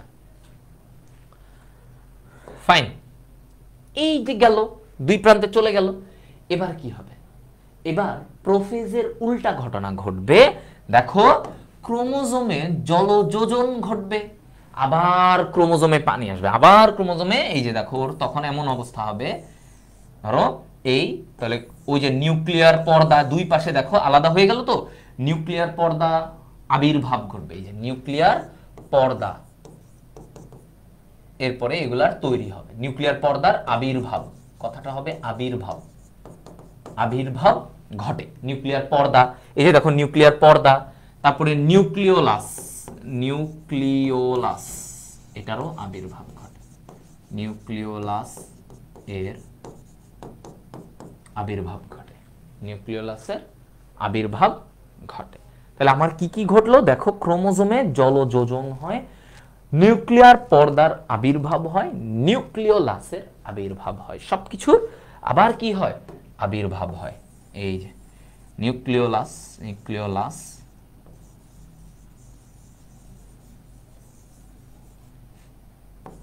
এই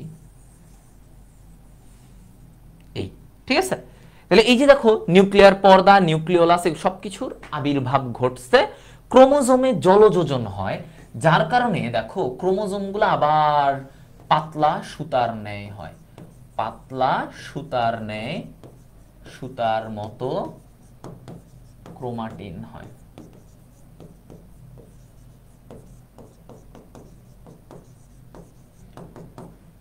ওকে, হ্যাঁ।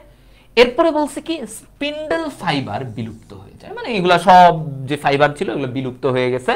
তো নিউক্লিয়াস দুই পাশে দুইটা নিউক্লিয়াস হয়ে গেছে, ওদের ভিতরে নিউক্লিওলাসের আবির্ভাব ঘটছে, নিউক্লিয়াসের পর্দার আবির্ভাব ঘটছে, ক্রোমোজোমে আবার পানি ঢুকছে। ওই যে বেলুনে যেমন বাতাস ঢুকলে বেলুনের পর্দা পাতলা হয়, তো এরকম বলছে যে দেখো ক্রোমোজোমে যখন পানি ঢুকে তখন ক্রোমোজোমগুলো কি হয়, পাতলা সুতার মতো দেখা যায়। হ্যাঁ, একদম বেলুনের সাথে তুলনা করে পড়বা, তাহলে দেখবা যে পানি যখন ঢুকবে তখন এটা বেলুনের মতো, মানে এরা পাতলা দেখা যায়, ওদের পর্দাটাকে বোঝা যায় না। কিন্তু যখনই ওদের পানিটা বের হয়ে যায়, ওই যে প্রোফেজ দশায় পড়ছিলা, পানিটা বের হয়ে যায় তখন ওরা চেপে যায়, চেপে যায়, ঘনীভূত হয়, সংকুচিত হয়, হয়ে মোটা দেখা যায়।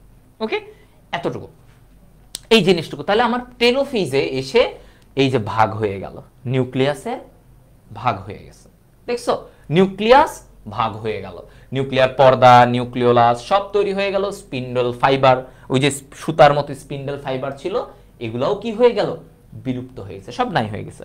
তাহলে আমার আলটিমেটলি আমি দুইটা নিউক্লিয়াস পেয়ে গেছি, আমি দুইটা নিউক্লিয়াস পেয়ে গেছি, শেষ।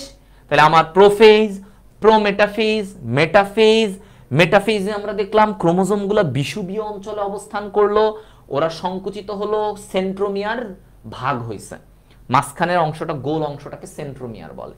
এই যে শিখাইছি, আবার বলি, এই যে ক্রোমোজোম, এটার মাঝখানে গোল, এই ক্রোমোজোম মাঝখানে যে গোল অংশটা থাকে না, এই যে গোল, অন্য কালার করি, নীল কালার করি, এই যে গোল একটা অংশ আছে না, এই গোল অংশটাকে বলা হয় সেন্ট্রোমিয়ার, এটা ভাগ হয়।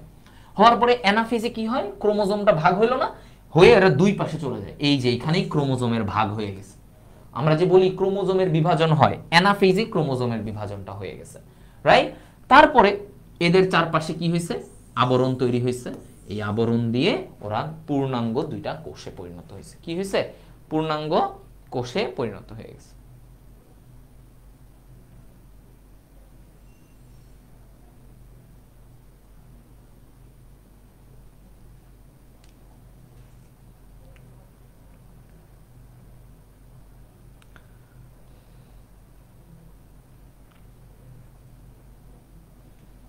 ক্লিয়ার ভাই? কাইনেটোকোর আর সেন্ট্রোমিয়ার কি এক? না, বুঝায়।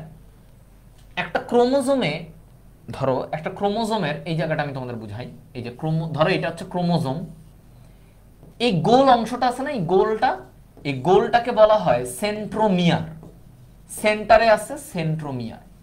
আর এই সেন্ট্রোমিয়ারের এই দুই পাশে একটা গঠন থাকে, একটা প্রোটিন গঠন, এই যে এই প্রোটিন গঠনটাকে আমরা বলি কাইনেটোকোর।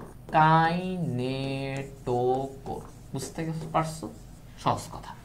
সেন্ট্রোমিয়ার হচ্ছে গোল, আর তার চারপাশে যে প্রোটিন গঠন থাকে একটা, এটাকে বলা হয় কি, কাইনেটোকোর। মনে রাখবা, বুঝে পড়বা। কাইনেটোকোর কি ভাইয়া? দুইটা সেম না, সেন্ট্রোমিয়ারের দুই পাশে কাইনেটোকোর থাকে, আর এই কাইনেটোকোর দিয়ে এই ক্রোমোজোমটা কি হয়, স্পিন্ডল তন্তুর সাথে, এই যে স্পিন্ডল তন্তুগুলা ছিল না, এই যে স্পিন্ডল তন্তু, এই যে স্পিন্ডল তন্তু, এই স্পিন্ডল তন্তুগুলোর সাথে যুক্ত হয় কি দিয়ে, কাইনেটোকোর দিয়ে। কি দিয়ে যুক্ত হয়? কাইনেটোকোর দিয়ে।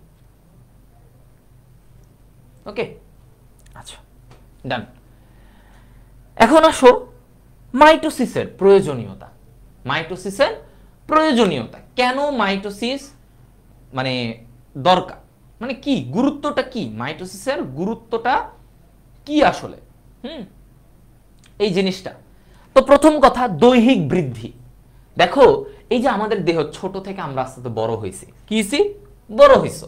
তো এই যে তুমি ছোট থেকে ধীরে ধীরে বড় হইছো, এই দৈহিক বৃদ্ধিটা কিসের জন্য হয়েছে? মাইটোসিসের জন্য। কারণ মাইটোসিস বারবার বিভাজিত হচ্ছে, তো হচ্ছে, সো আমাদের প্রত্যেকটা অঙ্গ বড় হয়েছে, প্রত্যেকটা অঙ্গ কি হয়েছে, বড় হয়েছে, সো সেখান থেকে মাইটোসিস এর দৈহিক বৃদ্ধি ঘটায়। ওকে, বংশবৃদ্ধি। এই যে বলছে বংশবৃদ্ধির ব্যাপারটা কিরকম, ও জনন কোষের সংখ্যা বাড়ায়, জনন কোষের সংখ্যা বৃদ্ধি করে, ঠিক আছে। এই যে শুক্রাণু, ওর সংখ্যাটাকে বাড়ায় কে? মাইটোসিস। মনে রাখবা, আমাদের জনন কোষ কি আছে, শুক্রাণু, ডিম্বাণু। এই শুক্রাণু ডিম্বাণুর সংখ্যা বাড়ায় কে? মাইটোসিস। যদি বলে জনন কোষের সংখ্যা বৃদ্ধি করে কে? মাইটোসিস, ঠিক আছে। মাইটোসিস সংখ্যাটাকে বাড়ায়। আরো আমরা বলে থাকি জননাঙ্গ সৃষ্টি করে কে? মাইটোসিস।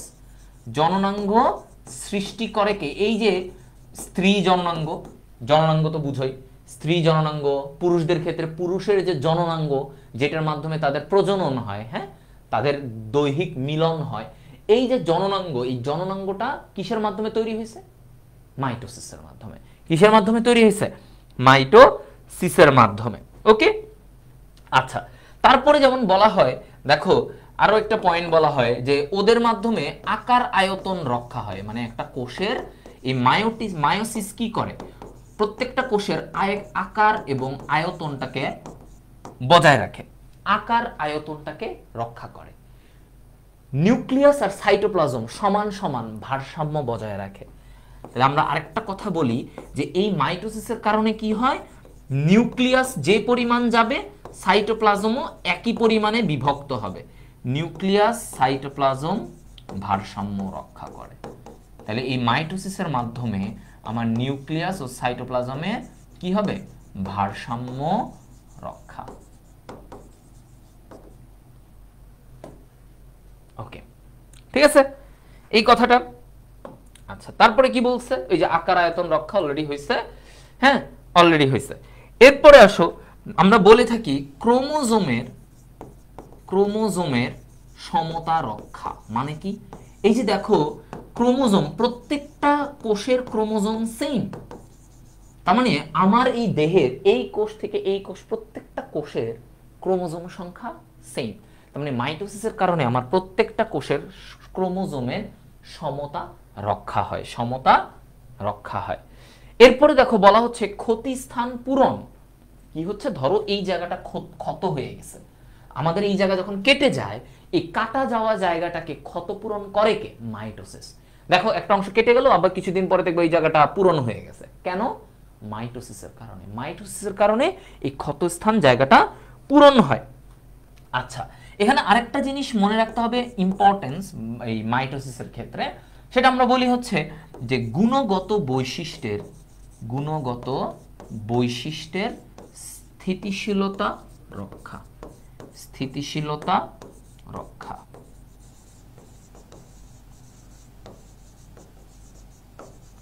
তাহলে গুণগত বৈশিষ্ট্যের স্থিতিশীলতা রক্ষার কথা বলছে। তার মানে কি? তার মানে হচ্ছে প্রত্যেকটার যে বৈশিষ্ট্য থাকে, প্রত্যেকটার যে বৈশিষ্ট্য থাকবে, এদের এই গুণগত, নিজেদের মধ্যে যে গুণগত বৈশিষ্ট্য, ধরো আমার এই কোষের যে বৈশিষ্ট্য, ভিতরের যা মান, এটার সাথে এটার মিল আছে, এটার সাথে এটারও মিল আছে, প্রত্যেকটা কোষের বৈশিষ্ট্যগুলো সেম। তার মানে মাইটোসিসের মাধ্যমে আমার একই জায়গার প্রত্যেকটা কোষ একই রকম হবে।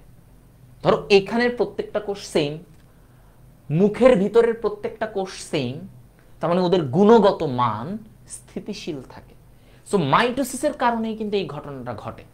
মাইটোসিসের কারণে প্রত্যেকটা কোষ এখানে একই রকমের। তো এই কথাটা বলে যে গুণগত বৈশিষ্ট্যের স্থিতিশীলতা রক্ষা এটা কে করে? মাইটোসিস করে। এইটুকু হচ্ছে আজকে পর্যন্ত। বলো কতজন বুঝতে পারছো? সবাই ক্লিয়ার কিনা? কনসেপ্টটুকুকে বুঝে ফেলতে পারছো কিনা? আমি তোমাদেরকে যথেষ্ট সুন্দর করে পয়েন্ট টু পয়েন্ট একদম তোমাদেরকে এই জিনিসটা, কনসেপ্টগুলো বুঝাই দিছি, নোট করে সুন্দর করে, দেখো স্লাইড করে তোমাদেরকে বুঝাই দিছি। বলো হাউ ওয়াজ ইট? কেমন এনজয় করলা? সো তোমরা যারা আসো, তোমরা তোমাদের ফ্রেন্ডদেরকে বলবা, হ্যাঁ, ফ্রেন্ডদেরকে বলবা তারা যেন ইয়ে করে।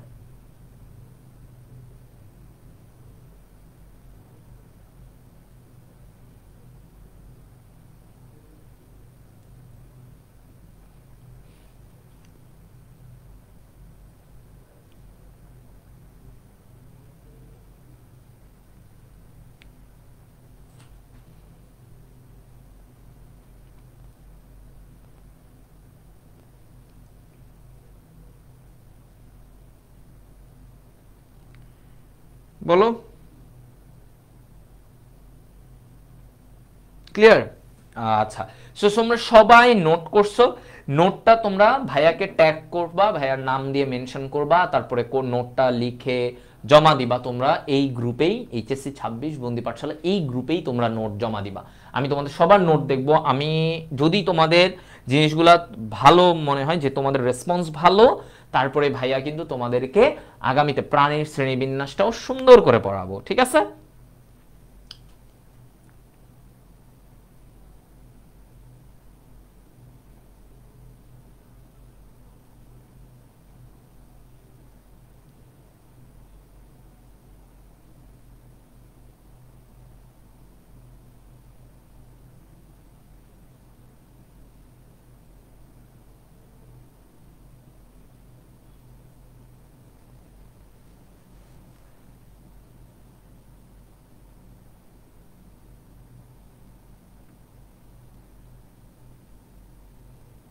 ওকে, না এই চ্যাপ্টার আর একটা পর্ব লাগবে, মায়োসিসটা তোমাদের নেক্সট ক্লাসে হামিম ভাইয়া তোমাদেরকে পড়াই দিবে ইনশাল্লাহ, তোমরা জেনে যাবা এটা। ওকে, সো সবাই নোট দিবা কিনা ভাইয়াকে জানাও। আর কেমন লাগলো মিওসিস কোষ বিভাজন ভাই কবে? কালকে হবে তোমাদের বাকিটা, ঠিক আছে? হ্যাঁ, সো আশা করি সবাই ভালো এনজয় করছো। আমরা কিন্তু তোমাদেরকে এইভাবে করেই আমাদের প্রত্যেকটা, আমরা পুরো বায়োলজি ফার্স্ট পেপারের যে কোর্সটা, সেটা কিন্তু আমরা ওইভাবেই তোমাদের জন্য সাজাইছি। ওকে,